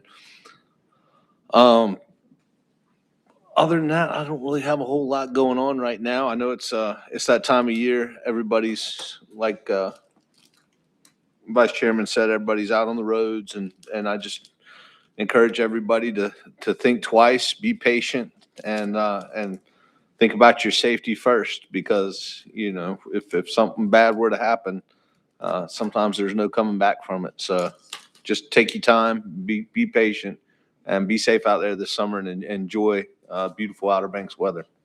Thank you. Thank you, Commissioner. Commissioner Balance. Okay, Waterways meeting was last night, and there's a couple things going on. When we were at the, if you remember, when we were at the, on our way to the coalition meeting last week, week before last, we had some issues coming up with Cottrell. Yep. One, there's two different things going on. One thing is the Corps uses, they mirrored a permit that we have for a disposal site at the end of Rollinson Channel. And so they have authorized, they're authorized to dump there, but they were limited in how much they could dump. Well, they're dumping all in one section, and Cottrell has violated the contract with the Army Corps. So we raised a little stink last night on the meeting, but the Coast Guard is talking to the Corps. The Corps is aware of it. They're trying to get up with to reduce that back down to the 5 feet. But so we're not ready to do anything now, but we did have discussions about asking for me to come and ask the board if they would write a letter or, put our 2 cents in on that. Because Coast Guard is kind of on it, and his name's Patrick. He's trying to see if he can get some danger buoys to go around that are lit, which would be nice because people coming in, it's so close to that channel. It's kind of interesting. So they're working on that, but I might be coming back to you on that for next month, depending on how that goes. Hopefully it will be resolved quickly. And then the sloop channel, Cottrell's doing basically the same thing. They're dumping in a site that we feel like is going to probably cause a similar situation. And what we were meeting about during that other meeting, we were on our way to the coalition meeting, is the ferries cannot pass in the same channel. So they're doing 8-hour stretches. So so Cottrell's on standby for 14 hours, and then they dredge for 8 hours from 10 at night until 6 in the morning. So it's a lot of an inconvenience because we got Big Rock going on right now. You got ferries going back and forth to Hatteras. It's interesting. So there's a lot of stuff going on down there with what the Army Corps is doing with that dredging. And I think that's all I had for that part. Housing Foundation is great. We just had our inaugural event. We had a little breakfast meeting. Simmer down. We do have the website has launched, and we are doing it's called Castles for the Cause, and it's a kind of a cool thing. So we've been walking up in the beach seeing sandcastles built. So Donna had this great idea to do we're doing a fundraiser. So it's a photograph competition. You can go on the website. It's darefoundation.org. darehousingfoundation.org, sorry. And there's a bunch of different, there's a couple different levels. It's just a fun contest to kind of bring awareness to what's happening there. In fishing, and I mentioned this at the coalition, they've put out this survey to commercial fishermen that I talked to my husband about it last night. He's like, nobody's filling this out. No, they've all thrown it in the trash. Not accurately. I throw it in the trash. He said nobody's doing anything with it. So I'm going to see if I can get up with John Nichols and see, because maybe he can give us some insight on that a little bit of what they're trying to do. They are going to do an amendment, Flounder Amendment 5 advisory panel. I did apply for that. I got a phone call that I was appointed, but I haven't gotten the email yet. So Great. I will be ready for that one. Fantastic. Quick update, preschool. I met with them last night. Bobby listened in and helped us out on answering some questions, but they're kind of working towards that. They're establishing a nonprofit. So more to come in the future, I hope, on that. But as Bobby mentioned last night, I think apparently there's a Kitty Hawk or Kill Devil Hills is also looking at, trying to solve this issue that in some way. So we'll see. Other than Not that, the towns, there's a group of mothers yeah. up there that have the same problem that they're having in Hatteras. That's all I got. All right. Thank you, Commissioner. Bobby, we need a closed session. Would you like Yes, to sir. read that?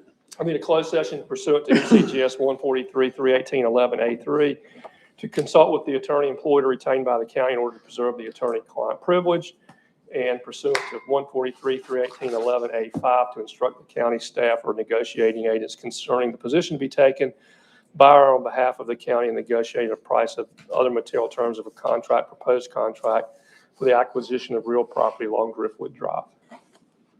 Motion to go into closed session? Motion. Second. Vice Chair, seconded by Commissioner Bateman. Any further discussion? Hearing none, those in favor signify by saying aye. Aye. Opposed, like sign. Motion carries unanimous.